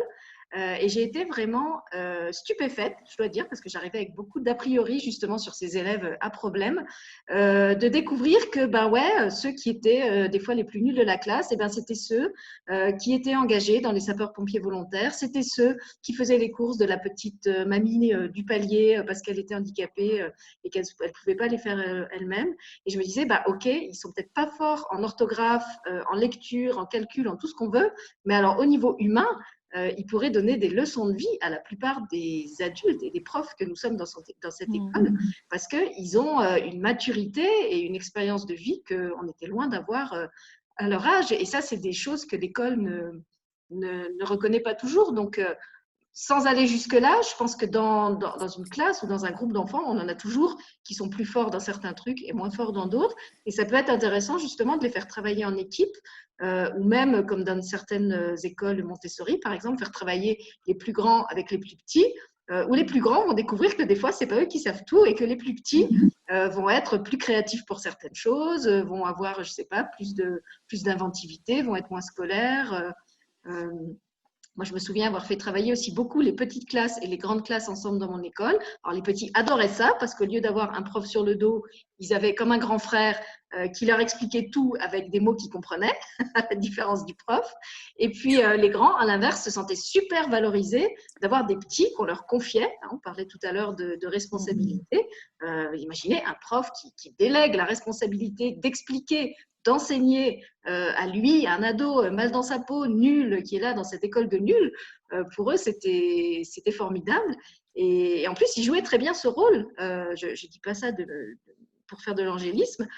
Certains montraient vraiment de réelles qualités de patience, de pédagogie, des fois au-dessus des miennes. Et souvent, moi, ça me donnait une bonne leçon d'humilité aussi de voir avec quelle facilité ils réussissaient à faire quelque chose, à faire comprendre quelque chose à un plus petit que moi j'avais expliqué 10 fois avec mes mots d'adulte et d'enseignante et que l'enfant n'avait toujours pas compris. Voilà. Donc ça aussi, faites-les travailler entre eux, entre frères et sœurs, entre grands et petits. Mélanger les compétences, quoi. C'est quelque chose qu'on sait très bien faire dans l'entreprise, par exemple, et qu'on ne fait pas à l'école. Je ne sais pas pourquoi. Alors en fait, la difficulté de l'école quand même, c'est que l'école, l'évolution de l'homme a été pour développer son mental. Et l'école, elle est là pour évaluer les capacités mentales et non pas pour évaluer. Alors moi, j'appelle ça les capacités de cœur, hein, mais c'est les capacités humaines, c'est-à-dire voilà toutes ces capacités d'échange, de communication, d'émotion, enfin tout ça. L'école, elle n'est pas là pour juger ça. C'est une dérive qui s'est passée parce que je ne suis pas sûre qu'au début, ça n'ait été que ça. Je ne sais pas trop. Je ne suis pas penchée sur la question. Mais en tout cas, elle est vraiment là pour évaluer des capacités mentales avec une structure bien particulière en plus, une structure qui est vraiment valide pour les gens qui sont névrosés et non pas du tout pour ceux qui sont psychotiques. Donc déjà en plus là, ça leur pose un souci. Donc les autistes, on imagine bien que c'est encore plus compliqué et qu'on va surinvestir ça, c'est-à-dire qu'on va dire que quelqu'un qui est bien, eh bien c'est quelqu'un qui a cette capacité de calculer vite, de machin, de trucs, et on va oublier de regarder que en fait celui qui calcule pas vite à côté, lui il a bien vu que son pote il allait pas bien et qu'il est allé le consoler et que cette capacité-là, elle n'est pas du tout jugée dans les écoles en fait. C'est la grande difficulté et en même temps, bah, c'est une bonne manière aussi pour nous faire oublier qui on est, d'où on vient, qu'est-ce qu'on vient faire ici, parce qu'on est tellement pris par notre mental hein, et le mental, ce qu'il veut faire, il veut faire de la performance. C'est pour ça qu'on y met des notes, parce que le mental, il a besoin que ça soit évalué, que ça soit vraiment regardé comme ça. Et là, lui, ça le satisfait jusqu'au jour où bah, il veut faire plus, et c'est encore plus. Et vous voyez bien la compétitivité qui existe à l'école et après dans le travail, dans l'entreprise, hein, où il faut faire toujours plus, toujours plus, toujours plus, et qu'il y a un moment effectivement, le mental, bah, il ne peut plus parce qu'effectivement, il sature, il veut tout régler, il veut tout contrôler et il ne peut pas. On arrive au burn-out, par exemple, hein, ce genre de choses. Et du coup, l'école, elle ne vient pas du tout nous reconnecter avec ce qu'on est à l'intérieur, à part peut-être et encore à travers les arts et le sport où on essaye effectivement de montrer quelque chose. Et encore, je trouve que les arts sont enseignés d'une manière encore très intellectuelle, je trouve, au collège, là, maintenant. C'est vraiment catastrophique, quoi. Alors, il faut connaître l'histoire des arts, c'est très intéressant, mais c'est très difficile de permettre aux enfants de les laisser s'exprimer dans un art. Je pense particulièrement à la musique, un petit peu plus dans les arts plastiques, mais dans la musique, c'est pas un endroit où on va s'exprimer, le collège. C'est vraiment un endroit où on va subir, on va faire de la musique. Et combien d'enfants sont dégoûtés par la musique parce qu'on leur fait faire avec leur tête, alors que la musique, ça se joue avec le cœur. Alors ça peut se jouer avec la tête, hein, bien sûr, si on veut, si on trouve que c'est bien. Mais effectivement, on n'est pas en train de jouer de la musique, on est en train de faire de la musique. On n'est pas en train de vibrer la musique quand on fait ça. Hein. Et donc, il ne faut pas oublier que l'école, voilà, elle vient faire ça. Et du coup, elle vient attaquer l'estime de soi parce que effectivement, l'enfant, on le coupe petit à petit de ce qu'il est vraiment à l'intérieur. Moi, je dis souvent du cœur, voilà, de ce qu'il est venu faire là. Et du coup, on isole ce côté mental. Et là, du coup, qu'est-ce qui va se passer? Le mental, lui, il peut pas savoir ce qu'on est venu faire. Le mental, c'est vraiment une interface avec l'extérieur, entre l'extérieur et l'intérieur. Et donc, il vient transmettre ce qu'il comprend. Et après, ça vient se transmettre à l'intérieur. Mais lui, il ne va pas chercher forcément les informations. Ça peut venir, hein, ça se fait petit à petit, mais au début, ça ne se fait pas comme ça. Et donc, du coup, lui, il va mouliner, il va essayer de faire. Et puis, alors voilà, alors donc, dans mon mental, on me dit que 20, c'est la bonne note. Ok, bon, c'est ça que je veux. Il me faut absolument m'avoir un 20. Parce que lui, en fait, il est que dans la peur. Et donc, quand on lui dit, c'est ça, d'ailleurs, les profs, ils disent souvent, dis donc, tu as eu 16, mais enfin, tu pourrais faire mieux. Tu as eu 18, mais tu peux encore faire mieux.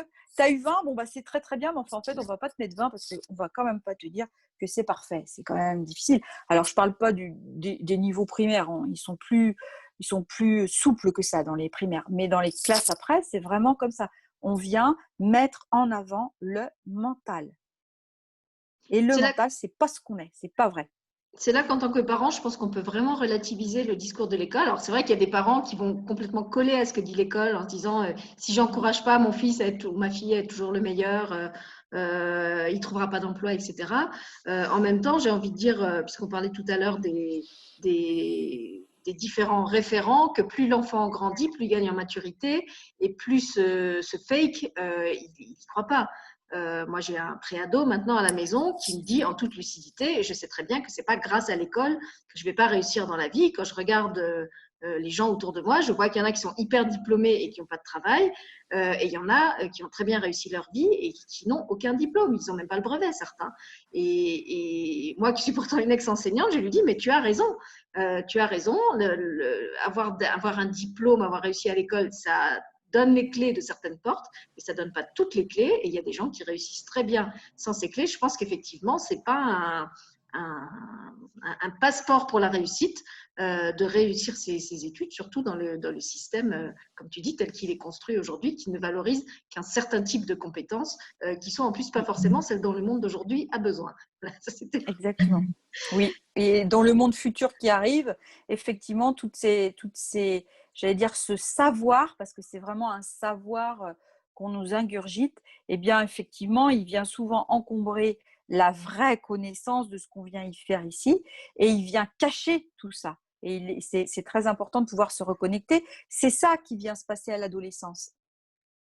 Quand on a des problèmes d'estime de soi, on les entend, les enfants à l'adolescence, en disant j'aime pas qu'on me regarde, j'ai l'impression qu'on va me juger, je suis nulle, je suis moche. Alors, ils sont en pleine transformation, en plus pour eux c'est compliqué d'appréhender ça.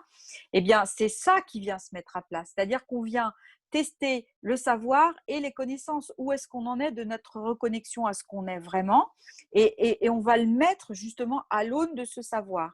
On va aller regarder. Et c'est ça qui est très difficile actuellement dans les écoles, au collège, mais surtout au lycée, c'est que, eh bien, l'élève, il a devant lui un prof qui lui donne du savoir, et en fait, c'est pas de ça qu'il a besoin, c'est de connaissance, c'est de se connaître lui, d'aller comprendre comment il fonctionne, parce que le savoir, il a juste à aller sur Internet et il va l'avoir.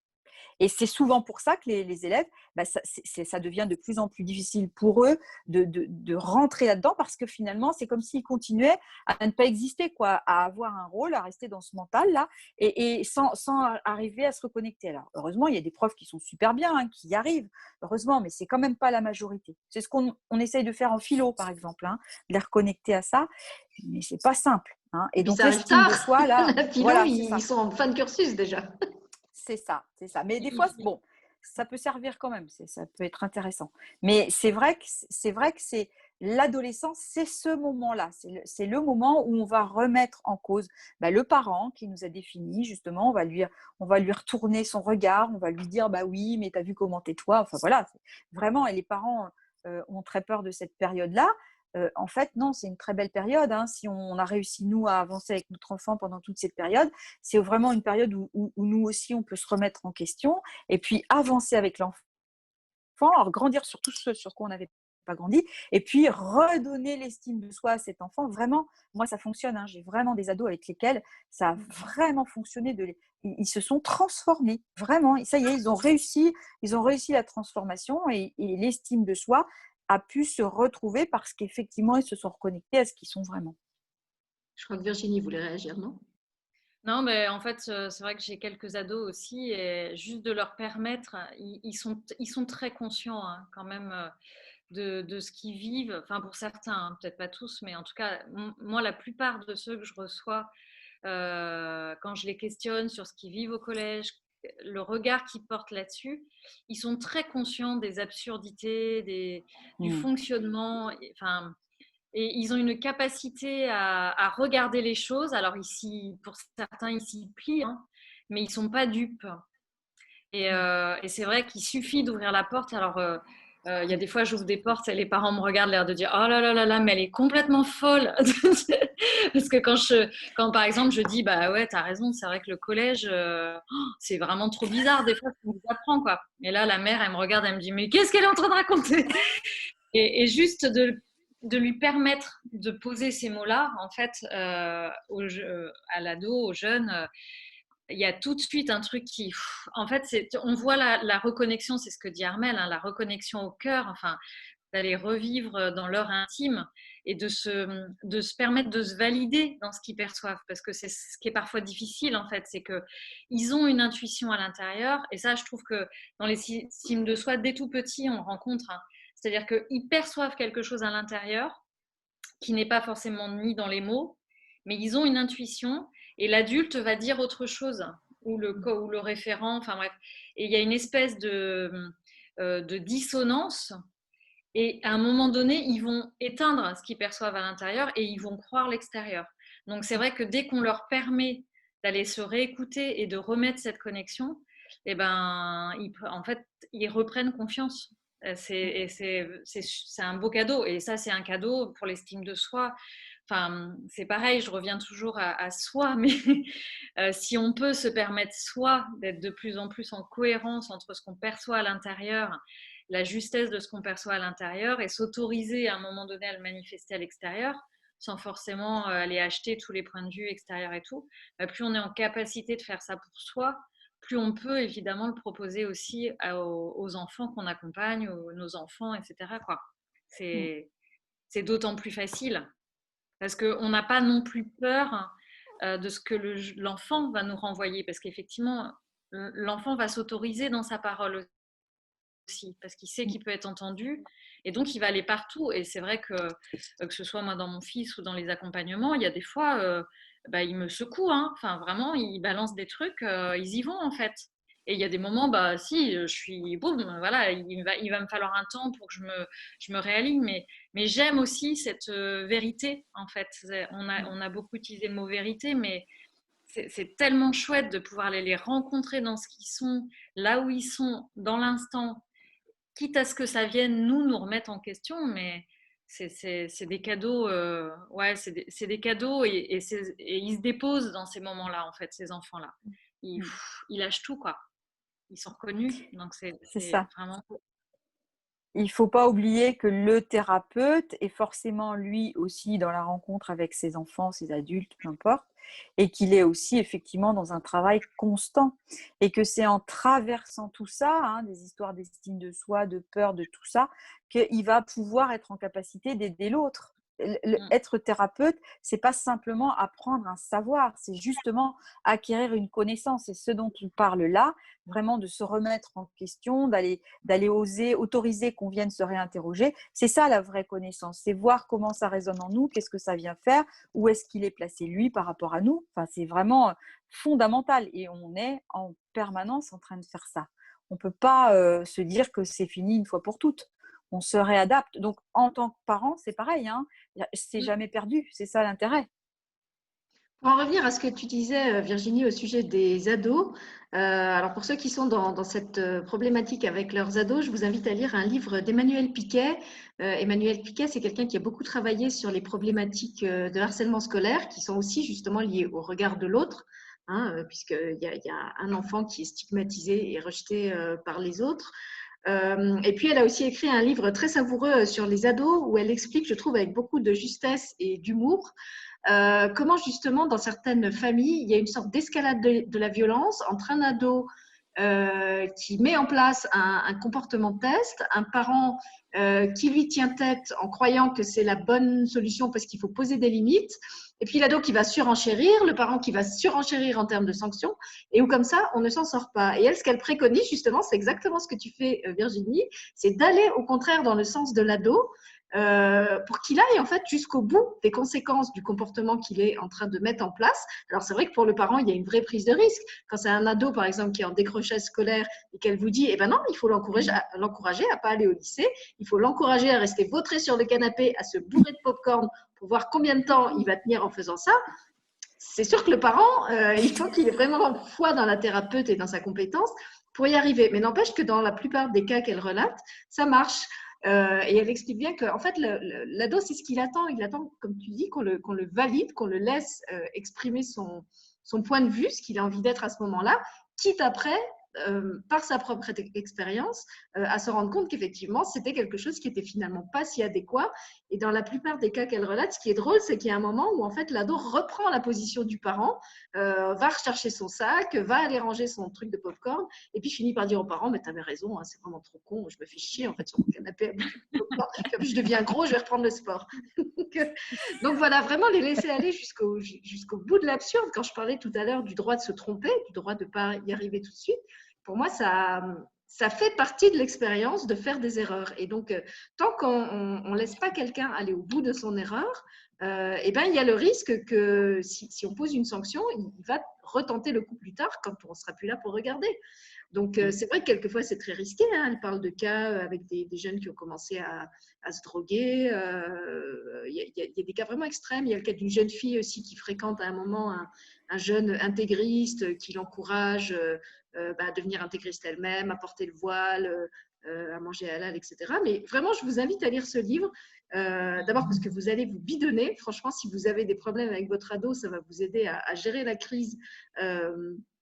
Enfin, à gérer la crise, je ne sais pas, mais en tout cas, déjà, ça va vous décrisper. Et vraiment, je trouve que c'est plein de choses très astucieuses. Je ne me souviens pas du titre exact, mais tapez simplement Emmanuel Piquet, adolescent, et je pense que vous allez trouver. Voilà.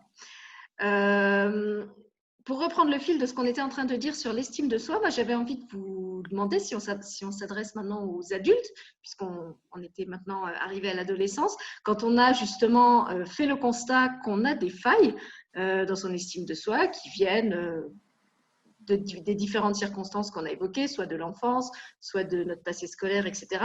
Qu'est-ce qu'on peut faire pour soigner, pour redorer, pour restaurer, hein, j'ai l'image d'une façade un peu lézardée sur laquelle on refait un beau plâtre pour que ça soit tout beau et tout lisse, cette estime de soi un petit peu vacillante.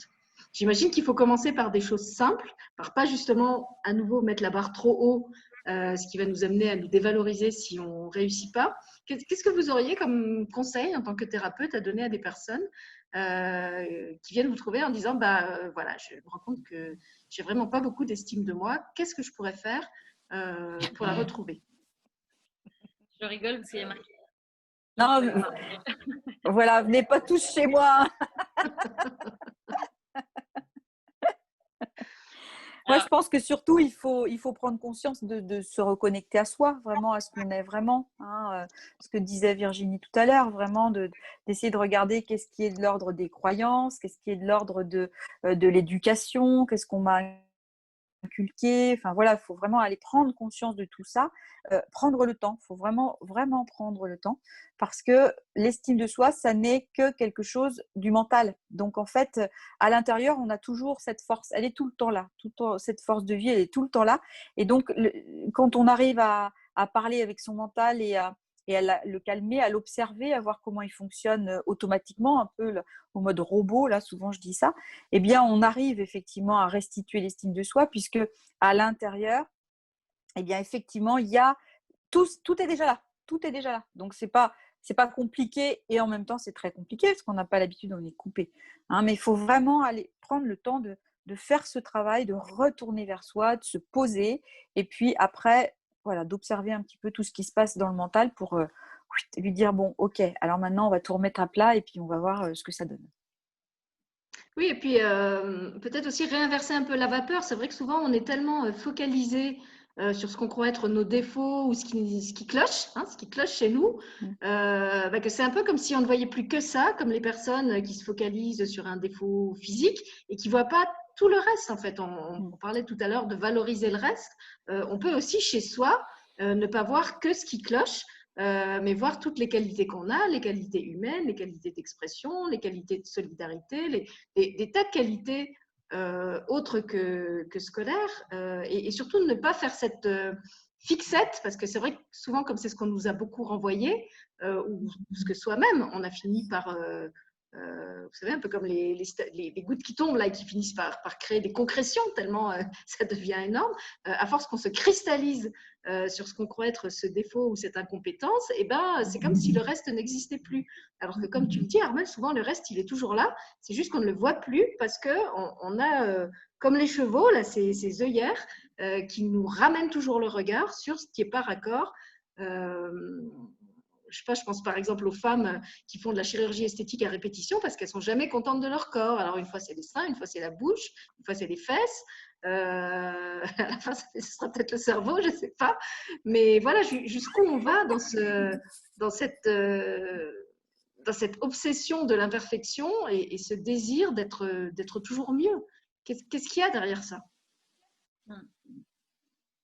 Et quand je parlais de commencer petit, alors là aussi, hein, pas dans l'idée de se dévaloriser, mais justement pour pas mettre la barre trop haut et que ce soit pas décourageant, et ben je sais pas si se donner vraiment des objectifs réalistes. Moi, je me souviens, je l'avais raconté dans une émission d'une période de ma vie où j'étais complètement dépressive et incapable de me motiver à quoi que ce soit. Et où en fait, ce qui a été ma bouteille de survie, ça a été de me dire, eh ben, tous les jours, je me donne un objectif. Je me donne un mini-objectif qui paraîtrait ridicule au commun des mortels, mais qui pour moi est déjà une montagne. Donc demain, mon objectif, c'est sortir ma poubelle. Après-demain, mon objectif, c'est faire ma compta.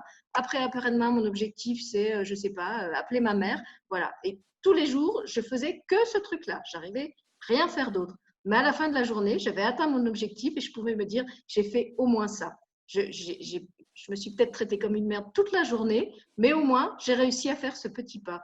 Et je trouve que quand on voit que jour après jour, on réussit à faire un petit pas et un petit pas et un petit pas, ben c'est un peu comme les gens, comme Grand Corps Malade, qui réapprennent à marcher après un grave accident qui les a laissés tétraplégiques. Il y a des circonstances dans la vie qui nous laissent tétraplégiques symboliquement parlant et où on est obligé, pour se remettre en marche, de partir vraiment de très bas. Ça peut être au niveau financier, ça peut être au niveau professionnel, ça peut être au niveau sentimental. Et je trouve que c'est bien dans ces moments-là de se rappeler que bah ouais, on n'est plus la personne qu'on a connue, on n'est plus au max de ses capacités et il faut faire avec la réalité des choses qui est qu'on n'a pas beaucoup, on ne peut pas beaucoup, mais on va le reconquérir petit à petit. Et dans mon cas, en tout cas, de vraiment m'autoriser à ne pas être capable de faire plus que ça, bah, c'est quelque chose qui a été vachement aidant. Encore une fois, de ne pas me forcer à sortir, de ne pas me forcer à rigoler, alors que tout le monde me disait, mais va voir des gens, ça te changera les idées. Non, c'était pire pour moi de sortir et de me forcer à rigoler. C'était en plus simuler une joie que j'avais plus en moi. Donc ça me renvoyait encore plus à cette dépression. Donc, tu parlais, Armelle, du constat, hein, faire le constat, faire ce travail de lucidité. Et puis après, moi, je dirais poser aussi des actes concrets, des actes réalistes, humbles, pas dans le sens je me dévalorise et je ne suis pas capable de plus, mais vraiment prendre la réalité des choses comme elle est. Voilà, si vous ne pouvez pas faire plus que ça, ben vous ne pouvez pas faire plus que ça et personne n'a rien à y redire. Moi, je dis toujours, on a de compte à rendre à personne qu'à soi-même. Si les autres ne sont pas satisfaits, eh ben, c'est leur référentiel, c'est leur échelle de valeur. Moi, je sais ce que je fais, pourquoi je le fais à ce moment-là, pourquoi je le fais de cette façon-là. Et si je l'ai fait comme ça, c'est qu'il n'y avait pas pour moi de meilleure façon de le faire. Après, si d'un point de vue extérieur, ce n'était pas comme ça qu'il fallait faire, ben, ce n'est pas grave, c'est mon histoire, ce n'est pas la leur. Et voilà, chacun son chemin, chacun son rythme. Il y a un proverbe amérindien que j'aime beaucoup qui dit ne juge pas l'autre tant que tu n'as pas porté ses mocassins 3 jours. Et je crois que si on portait les mocassins des gens 3 jours, effectivement, on émettrait beaucoup moins de jugements critiques sur la plupart des gens qu'on trouve ceci ou cela. Voilà. Est-ce que vous avez autre chose que vous vouliez dire encore avant la fin de l'émission? Bah, oui, moi sur je les suis mocassins. avec toi de s'offrir beaucoup de douceur. J'aime bien aussi observer toutes les pensées, toutes les émotions qui nous traversent en fait pour pouvoir faire le tri. Voilà, ça c'est, je trouve, des actes très concrets aussi. C'est qu'à chaque fois qu'il y a quelque chose qui vient, je suis nulle, je suis triste, c'est juste d'aller questionner en fait pour aller voir si c'est vrai tout ça. Donc juste, en fait, c'est comme si on le prenait puis qu'on allait le regarder, en fait, plutôt que d'être habité, de devenir ce truc-là. C'est comme si on le prenait puis de se dire, bon, est-ce que c'est vrai ce truc-là, en fait? Et puis de se dire, et si c'était faux, qu'est-ce que je pourrais créer d'autre, en fait? Et voilà, s'offrir du temps aussi, parce que à la fois s'offrir du temps et aussi peut-être se dire qu'on peut changer les choses beaucoup plus vite que ce qu'on imagine. Parce qu'on peut avoir la croyance aussi que des fois il faut beaucoup de temps pour changer une croyance qui date depuis très très longtemps. Mais à partir du moment où on commence à regarder quelque chose, déjà, on a déjà transformé les choses. Hein. C'est ce dont on parlait tout à l'heure quand je vous disais que quand on travaillait en équipe, déjà les choses se transformaient. Ben, de prendre une croyance et de juste la regarder, déjà vous n'êtes plus la victime de cette croyance, vous devenez le total créateur et donc vous le prenez, vous faites le choix de continuer à la croire ou pas en fait. Donc vraiment une observation comme ça, consciente, pas à pas, et puis s'offrir de la douceur quand on n'y arrive pas aussi parce que c'est ok en fait. Voilà, c'est ok, il n'y a personne qui nous attend, donc les jours où on a envie d'être au fond de son lit et puis de pleurer un bon coup, ou de s'énerver, c'est ok aussi. Voilà. On n'est pas obligé d'y rester, mais on peut aussi prendre le temps de vivre ça et de le traverser. Et c'est parce qu'on va s'autoriser à le vivre qu'on va aussi en sortir plus vite, hein. On sait très bien que plus les émotions sont bloquées et plus elles vont ou créer ou créer des somatisations ou faire comme un bourrelet énergétique, une pelote là qui va grossir. Moi, je pensais à autre chose aussi qui m'aide souvent. Alors, pour ceux qui ont comme moi un peu une âme d'enfant, et d'ailleurs, c'est une méthode que vous pouvez utiliser avec des enfants, c'est d'aller dans sa galerie de personnages. Alors, effectivement, quand vous vous connaissez bien et que, comme disait Virginie, vous commencez à identifier quelle voix parle en vous, vous pouvez même personnifier ces voix, c'est-à-dire les voir un peu comme des personnages, des marionnettes. Vous leur donnez chacune un style, vous leur donnez chacune une voix. Alors, je sais que par exemple, chez moi, le censeur, l'auto-saboteur, il apparaît un peu, vous savez, avec cette espèce de costume de magistrat, avec ce chapeau carré, puis il a un petit marteau, vous savez, le petit marteau qu'ils ont au tribunal, puis chaque fois qu'il émet une sentence, il tape comme ça, puis bang, pour bien montrer que c'est irrévocable et que sa vérité est absolument indiscutable, c'est comme ça, et ça ne peut pas être autrement. Et alors, quand je suis face à celui-là, alors si vous êtes avec un enfant qui est face à ce maître du marteau, hein, qui décrète les choses, vous lui dites, bon, alors tu vois que celui-là, quand tu es face à lui, tu te sens quand même pas bien. Qui est-ce que tu pourrais aller chercher comme autre personnage bon, pas qu'il va parler à lui, parce que de toute façon, il est tellement persuadé qu'il a la science infuse et la vérité absolue que tu ne pourras pas le faire changer d'avis, mais qui pourrait, à toi, te dire des choses qui te font du bien. Alors, ça peut être un personnage qui, justement, symbolise pour vous l'encouragement, qui symbolise la douceur. Et puis, pareil, vous pouvez le personnifier. Alors, ça peut être quelqu'un que vous connaissez ou ça peut être un personnage que vous créez, un personnage tout rond, tout doux, un peu pelucheux, qui vous prend dans ses bras, qui vous fait des bisous. Ou je ne sais pas, ça peut être un entraîneur qui vous remet une médaille. Voilà, allez chercher dans votre imaginaire quel est le personnage dont vous auriez besoin à ce moment-là et qui pourrait, contrairement à celui qui est en train de vous démolir votre estime de vous, vous la redonner. Voilà, c'est un petit truc un peu ludique. Et avec des enfants, par exemple, vous pouvez lui demander après de dessiner les deux personnages. Celui avec son marteau, à la fin, vous pouvez même lui faire déchirer la feuille pour lui dire « Toi, ta parole, j'ai même plus envie de l'écouter, hop, poubelle ». Et puis, vous accrochez dans la chambre le personnage qui lui dit « Tu es le meilleur », que vous écrivez en bien gros au-dessus de la feuille. Voilà, je suis sûre que si vous proposez un jeu de ce genre à votre enfant, de toute façon, il va vous suggérer lui-même les choses que vous pouvez écrire sur la feuille et ce qu'on pourrait faire de chacun des personnages. Ils sont suffisamment créatifs pour ça. Et puis, j'ai une super question de Corinne, pour terminer, qui nous demande, pensez-vous que le manque d'estime de soi peut engendrer un certain perfectionnisme pour se permettre une revalorisation de nous-mêmes? C'est vrai qu'on voit ça quelquefois, hein, les personnes qui n'ont pas d'estime de soi ou pas confiance en eux peuvent basculer dans une sorte de surenchère parce qu'en fait, ils ont tellement besoin d'être revalorisés, d'être reconnus, qu'ils peuvent être très, très exigeants hein, dans ce désir, comme elle le décrit, d'hyper-perfectionnisme, d'être parfait en tout et tout le temps. Est-ce que ça peut être un symptôme du manque d'estime de soi et qu'est-ce qu'on peut faire dans ce cas-là?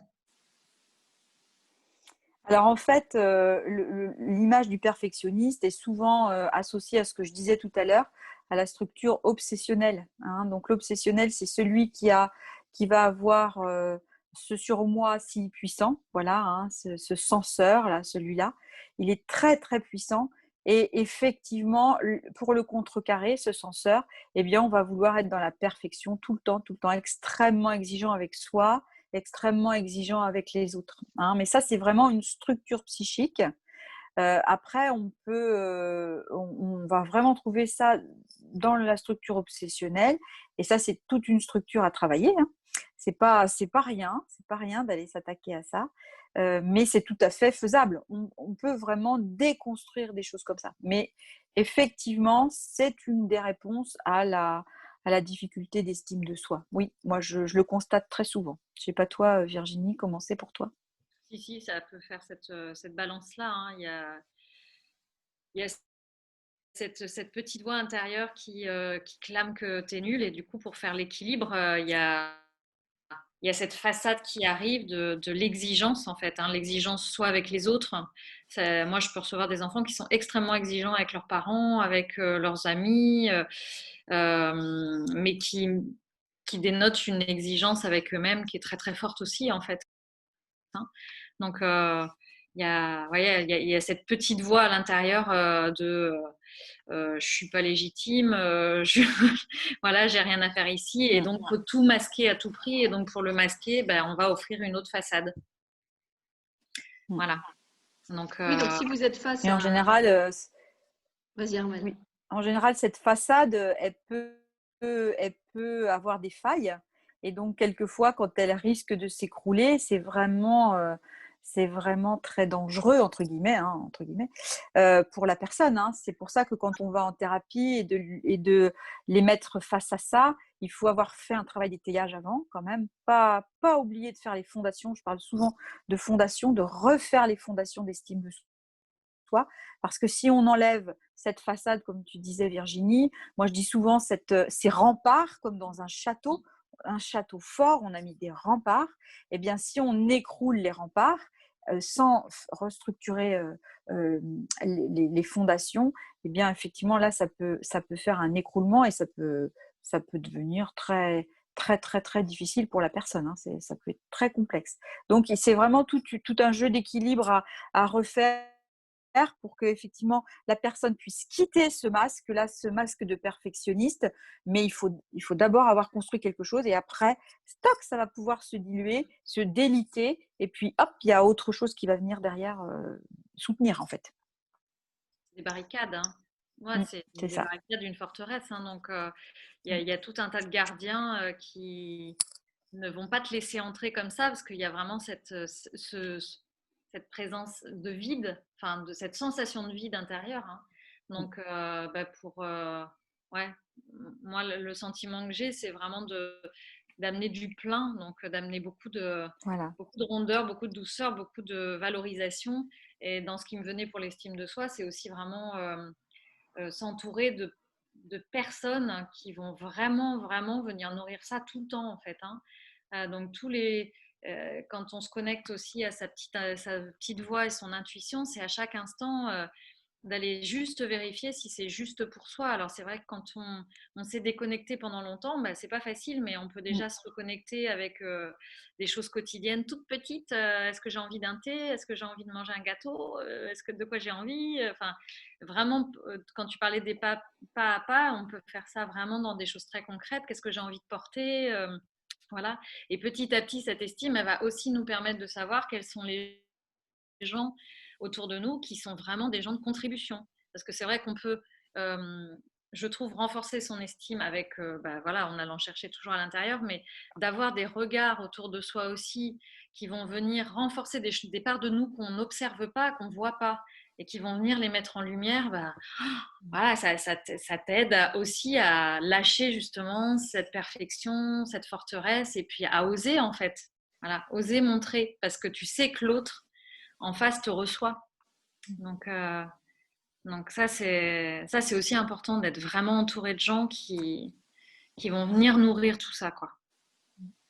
Non, je suis entièrement d'accord. Et à l'inverse, je trouve que c'est important l'éclairage que vous apportez parce que quand on est face comme ça à quelqu'un qui est très exigeant, qu'on peut avoir dans son entourage, hein, ça peut être son conjoint, ça peut être son parent, ça peut être son prof, se rappeler justement que derrière cette façade de grande exigence et d'inflexibilité, en plus souvent c'est quelqu'un qui incarne le pouvoir, ça peut être notre patron, ça peut être voilà, se rappeler que c'est vraiment comme un château de papier et se demander mais qu'est-ce que ça cache en fait, quelle est la fragilité qu'il y a derrière. Alors oui, c'est vrai que ça va pas forcément améliorer votre relation avec la personne, mais je trouve que ça aide quand même à comment dire ça défait l'emprise qu'elle a sur nous. Parce qu'en fait, de la voir comme une personne qui finalement est super angoissée et pas bien dans ses baskets et qui masque son mal-être comme ça lui enlève un peu justement de son vernis, de cette prestance qu'elle voudrait avoir, hein, un peu comme la queue du paon là, qui prend toute la place, mais qui est finalement que de l'air et qui, une fois repliée, occupe pas tant d'espace que ça.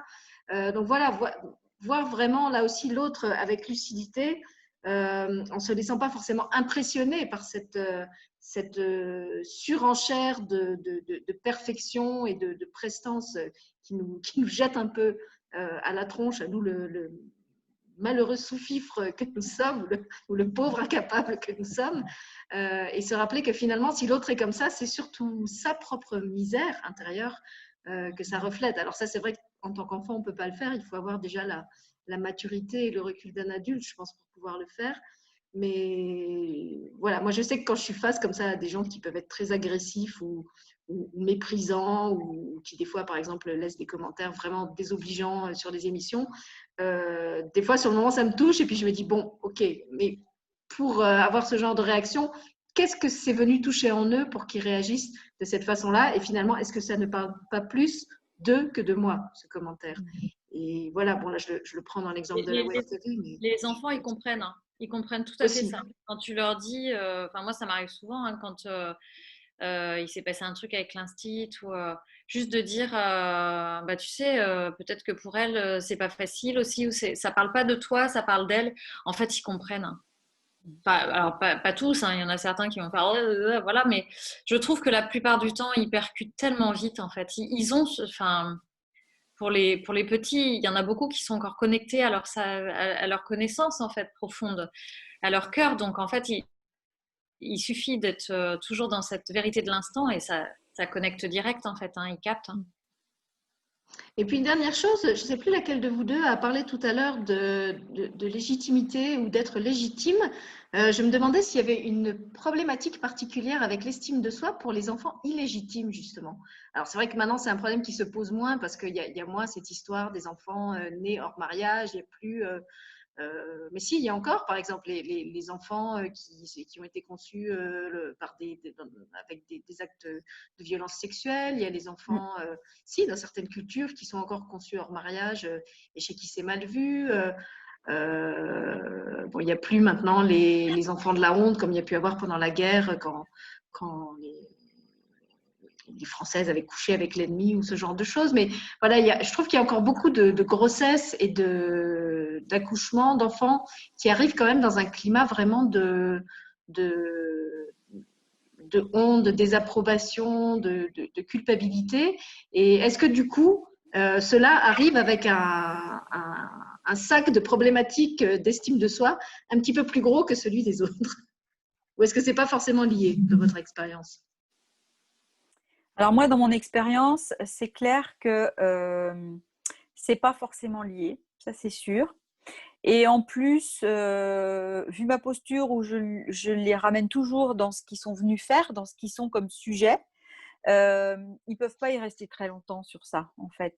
Ils reprennent possession de ce qu'ils sont venus faire là, de ce qu'ils se sont proposés comme expérience. Et donc, du coup, eh bien, ça renverse tout de suite la vapeur, en fait. Ça reste très, très peu de temps. Hein, et du coup, on peut repartir sur des bases plus saines, en fait. Je sais pas pour toi, Virginie, comment c'est? Bah, j'ai pas d'expérience spécifique par rapport à ça. Donc, du coup, mais dans ce que tu dis, oui, ça me semble, tu vois, ça me donnerait l'impression qu'on fait une conclusion parce qu'il a été légitime, du coup, il a un manque d'estime de soi.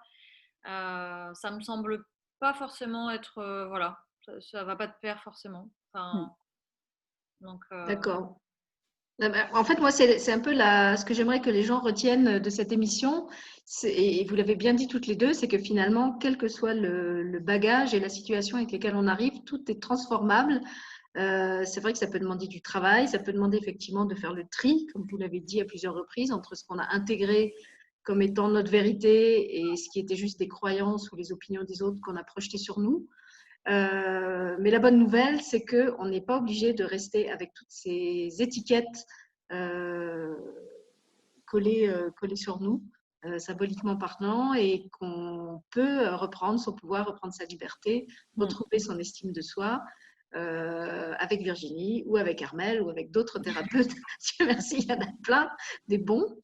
Voilà, donc pour ma part, j'ai rien d'autre à ajouter. Je vous remercie d'avoir apporté vos lumières, j'allais dire vos connaissances, mais c'était plus que des connaissances pratiques et théoriques, d'avoir apporté vos éclairages sur cette question de l'estime de soi.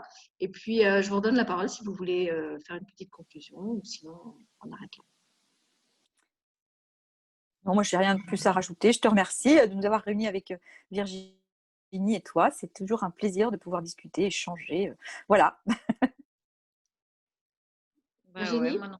Bah, j'ai rien de plus à ajouter, si ce n'est que merci beaucoup pour cette soirée qui était vraiment très chouette. Et voilà, c'est toujours un plaisir de se réunir ensemble. Bah là, vous parliez tout à l'heure, je crois que c'était toi, Virginie, qui parlait des gens qui mettent les autres en lumière. Et ben, c'est mon job.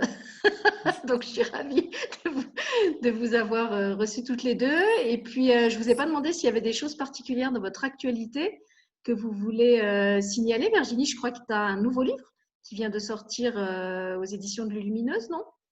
Oui, j'ai un Ah, deuxième conte qui est sorti il y a, je sais même plus trop quand, il y a 1 ou 2 mois. Max le cochon qui voulait redevenir un oiseau. Voilà. Et puis, bah, là, j'ai créé pas mal de trucs en ligne, des ateliers de parents. Voilà, je propose des petits trucs pour découvrir la dyslexie aussi. Enfin, voilà. tu as C'est tout. aussi créé un super programme sur l'estime de soi. Je ne sais pas s'il est toujours en ligne, mais j'avais eu l'occasion de le Oui, tester il y a oui, oui. quelques mois. Ouais. Mais comment tu avais appelé ça? Les infusions. Les infusions sonores. Voilà. Ouais, les infusions sonores, c'est un programme d'histoire, voilà, d'histoire qui font appel à l'imaginaire, à l'inconscient, qui viennent parler directement et qui sont accompagnés d'un petit coaching. Voilà, j'ai pas forcément les termes hein, pour définir ce que je crée, mais et on peut voilà avoir les audios, les écouter à son rythme, les réécouter parce qu'il y a souvent des messages qui s'imprègnent au fil des écoutes. Voilà, donc là c'est pour l'estime de soi pour adultes, mais il y a des adultes qui m'ont fait le retour aussi que ça pouvait être écouté par les enfants, mais je crée aussi en ce moment un autre programme plus spécifique pour les enfants sur Super. l'estime de soi aussi. Donc tout Voilà. ça, c'est sur ton site, l'envol des Lucioles, Ouais, ça. c'est ça. Et Ouais. puis Armel, tu avais des choses que tu voulais signaler, toi? Alors moi, j'ai en cours un programme sur la reconnexion à la puissance du féminin. Donc on va arriver a priori à la fin de ce programme. C'est un programme en ligne. Alors bah, je ne sais pas si je vais le reconduire. J'en sais rien. Je suis un peu mon intuition.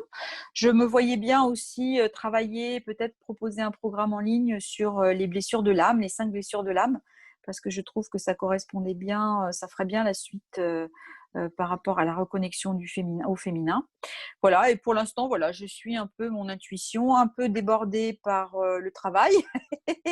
En individuel, il y a beaucoup, beaucoup, beaucoup de demandes, hein. Les gens vont pas bien avec tout ce qui se passe autour. Donc voilà, j'essaye de m'écouter et puis de faire au fur et à mesure. Voilà, donc pour l'instant, rien de bien précis. Mais tu oublies de dire que malgré ton plein de travail, tu es quand même disponible encore pour une deuxième émission, puisqu'on te retrouve vendredi soir aux côtés de Michel Guégnier, cette fois pour un question-réponse au sujet de la dépendance affective. Vous avez dû voir que j'ai posté il y a quelques semaines sur la chaîne une vidéo qu'on a tournée en privé avec Michel, où il explique justement un petit peu les marqueurs, comment on peut repérer qu'on est dans une relation qui est plus proche de la relation affective, de la dépendance affective que du véritable amour.